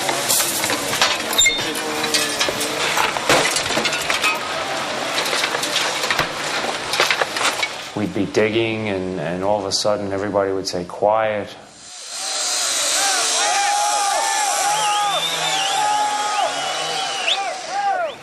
And the whole place would get quiet, and people would look.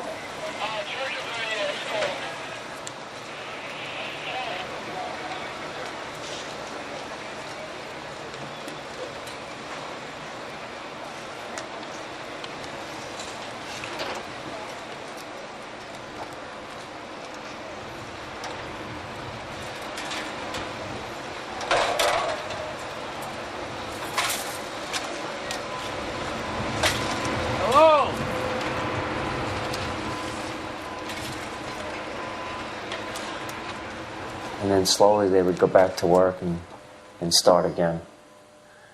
And that's how things went down there.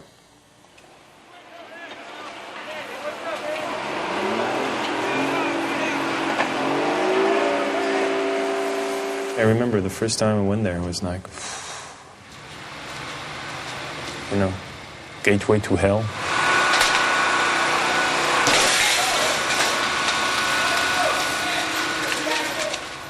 Il fallait y être pour y croire. Mais ce tas donnait l'impression d'être vivant. Ça bougeait, ça tremblait.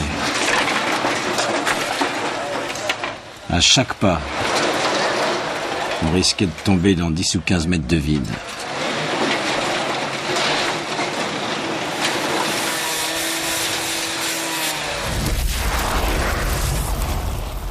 Ça crachait des flammes quand on creusait.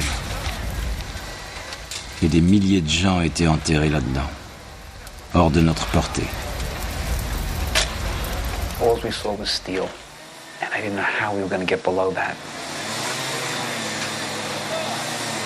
Like, how are we going to find anybody in this? And you get up on this pile and you're digging with a shovel or you're digging with a pickaxe or something like that. Your attempts seem futile. And, it's like a drop in the bucket.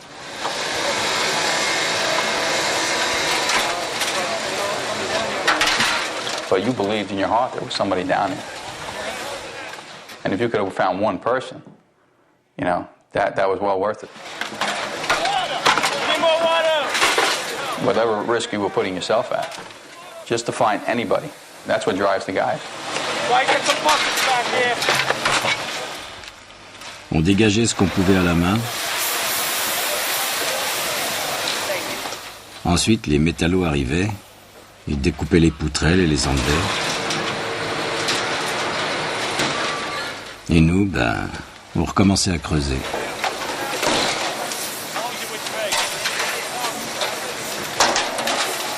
You have 2 110-story office buildings. You don't find a desk. You don't find a chair. You don't find a telephone, a computer. The biggest piece of a telephone I found was half of the keypad, and it was about this big. The building collapsed to dust. How are we supposed to find anybody in this, that there's nothing left of the building? Bucket! You find a little spot, and you just keep going and digging and trying to find something. And you find a foot, and then they said the building's gonna collapse, and you run away. Go, go, go!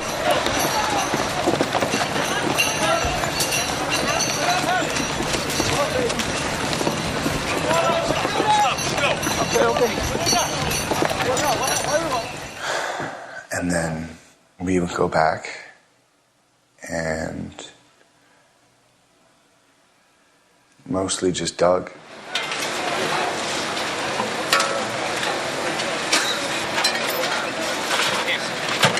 We found a body. It was a girl. She was dead. She was definitely dead. All her clothes had been burned off her. She looked to be pregnant. Some people thought maybe she was just bloated, but I don't think so. She was encased in rubble. And we had her about halfway uncovered. We had getting the body bag ready, and then they told us to run. And we ran. So I never got to see if they got her out. Or would have felt good saying, all right, at least I got one person out. One family will be able to have a decent funeral.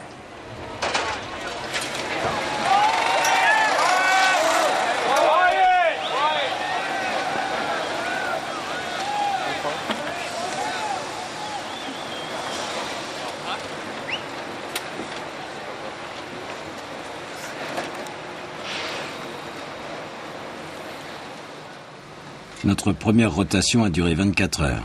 Et pendant tout ce temps-là, une personne a été extirpée vivante. Une seule. C'était plus que décourageant. C'était même dur à comprendre.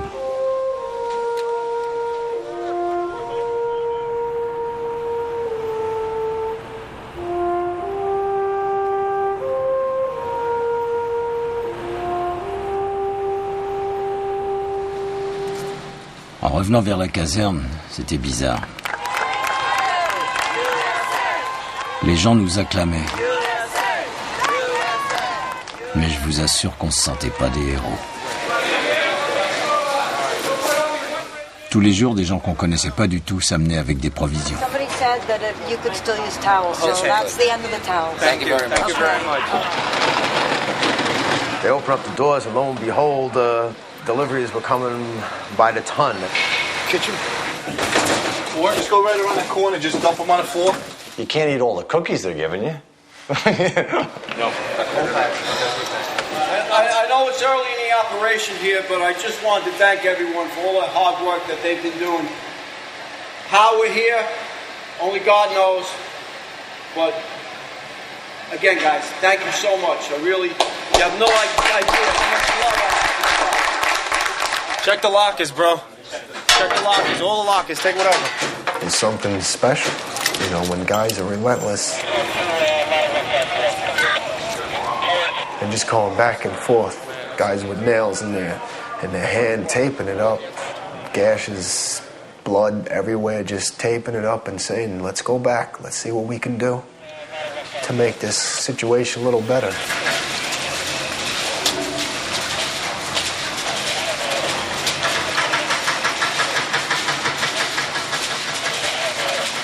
There's got to be people down there still alive. There has to be. Vous savez, on essayait de garder espoir.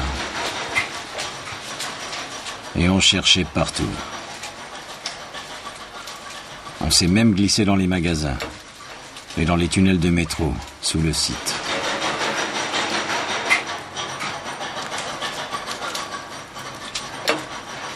Mais quand les jours sont devenus des semaines, on a commencé à admettre qu'il n'y avait tout simplement personne à trouver.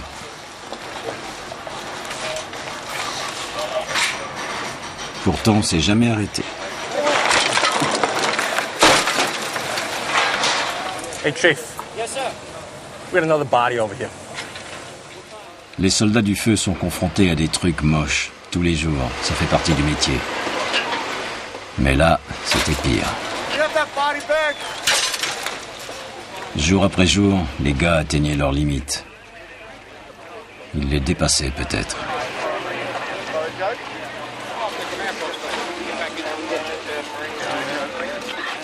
A lot of guys don't know if they're going to do the job anymore. I know it's either this or the Army now. And I like saving lives. I don't like taking them. But after what I saw, If my country decides to send me to go kill, I'll do it now.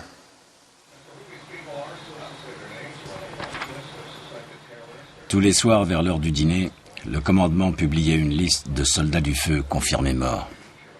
Et tous les soirs, la liste s'allongeait. It is with regret that the department announces the deaths of the following members. Battalion Chief John P. Williamson. Firefighter William Henry. Firefighter Eric T. Allen. Firefighter Manuel Mojica. Firefighter Lawrence J. Virgilio. Firefighter Timothy Haskell. Firefighter Thomas P. Hannison. Firefighter John A. Ventura. Firefighter John F.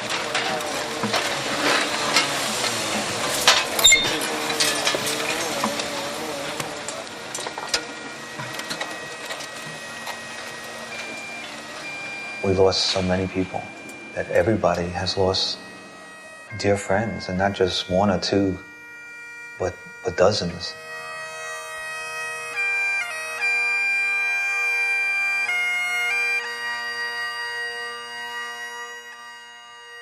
À peu près tous les jours, il y avait une cérémonie funèbre pour un gars qu'on connaissait. Certains jours, 2 ou 3, parfois 4.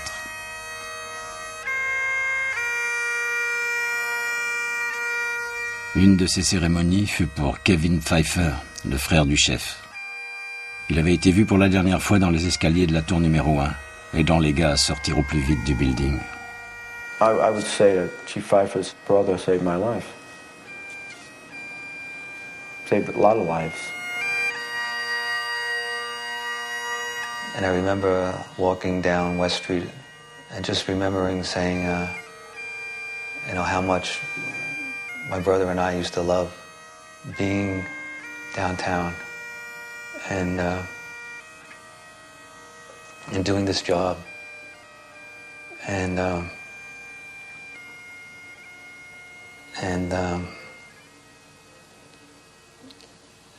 how now I didn't love it anymore.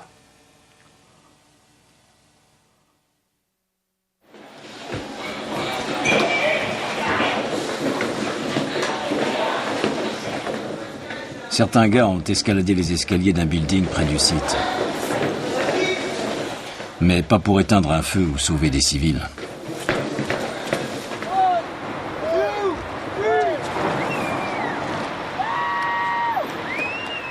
Ils ont grimpé là-haut pour nous regonfler le moral.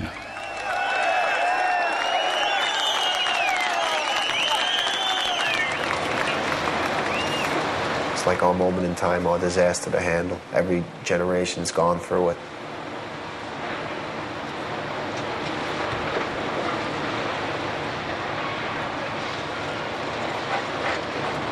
Some struggle more than others.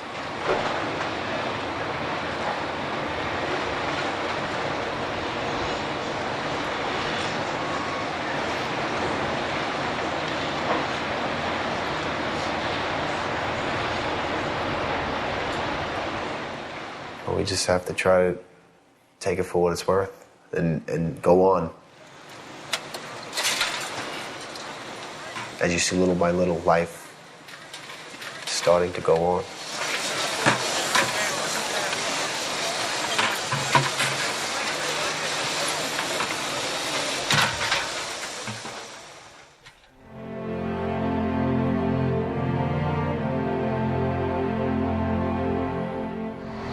Quelques semaines ont passé et on a touché de nouveaux camions. Enfin, nouveaux si on peut dire. Pour remplacer Engine 7 et Ladder 1. Ils sont encore enfouis là-bas quelque part sous le tas.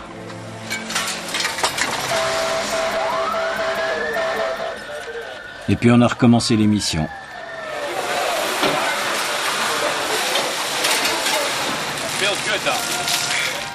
On a recommencé à se faire des blagues, à faire de notre mieux pour aimer le métier. Mais rien ne sera plus jamais comme avant.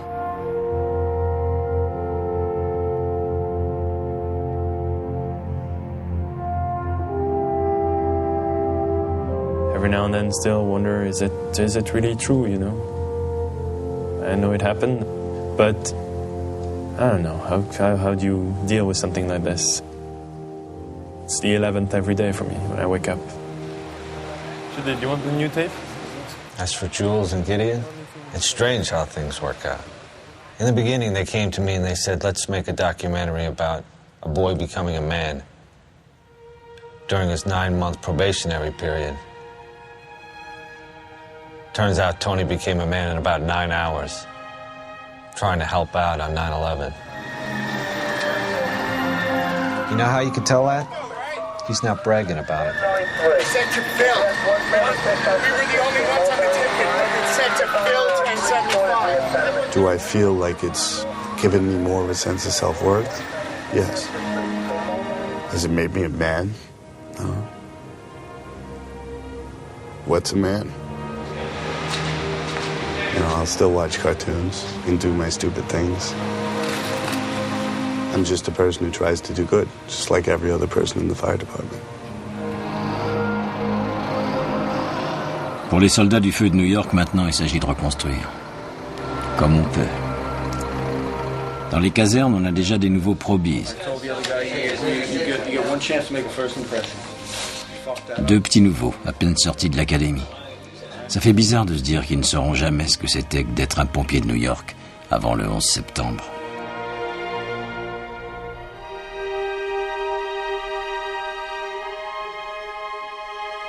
Et ils ne comprendront jamais vraiment ce que nous avons perdu ce jour-là. All we can do is tell them the stories and show them the tape.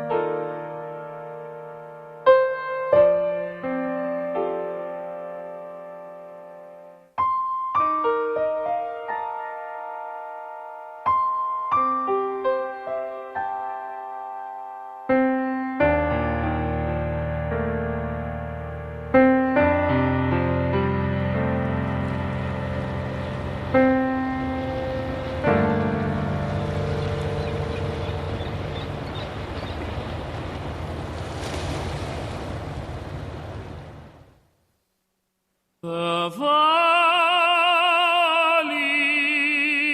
is hushed,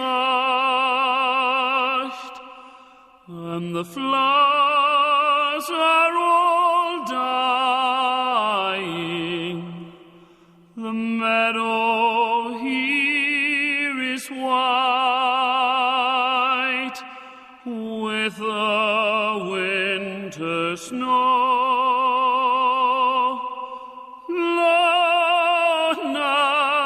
I stand in the place where Danny's lying.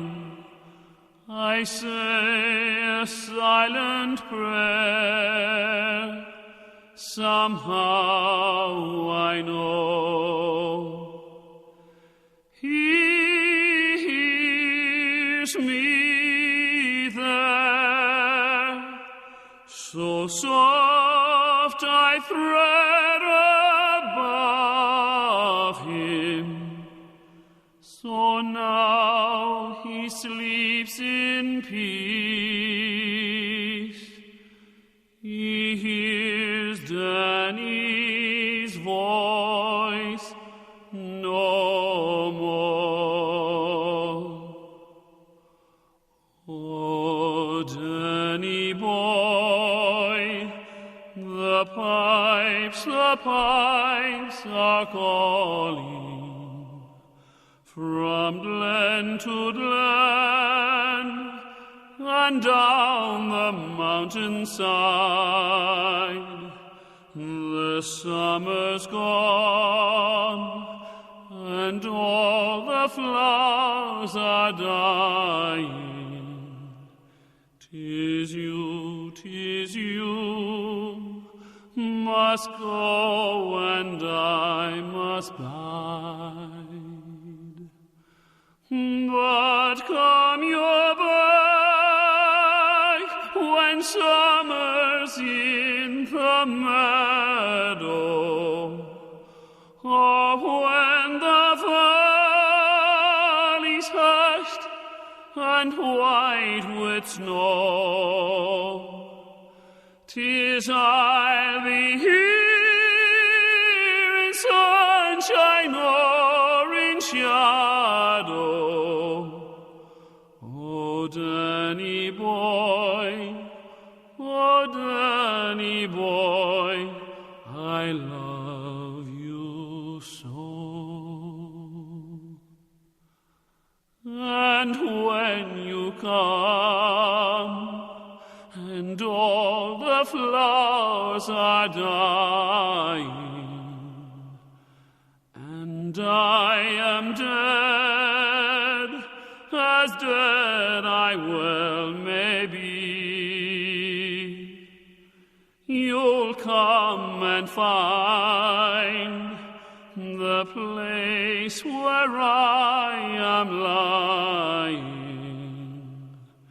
and kneel and say an Ave there for me, and I will hear the soft you thread above me,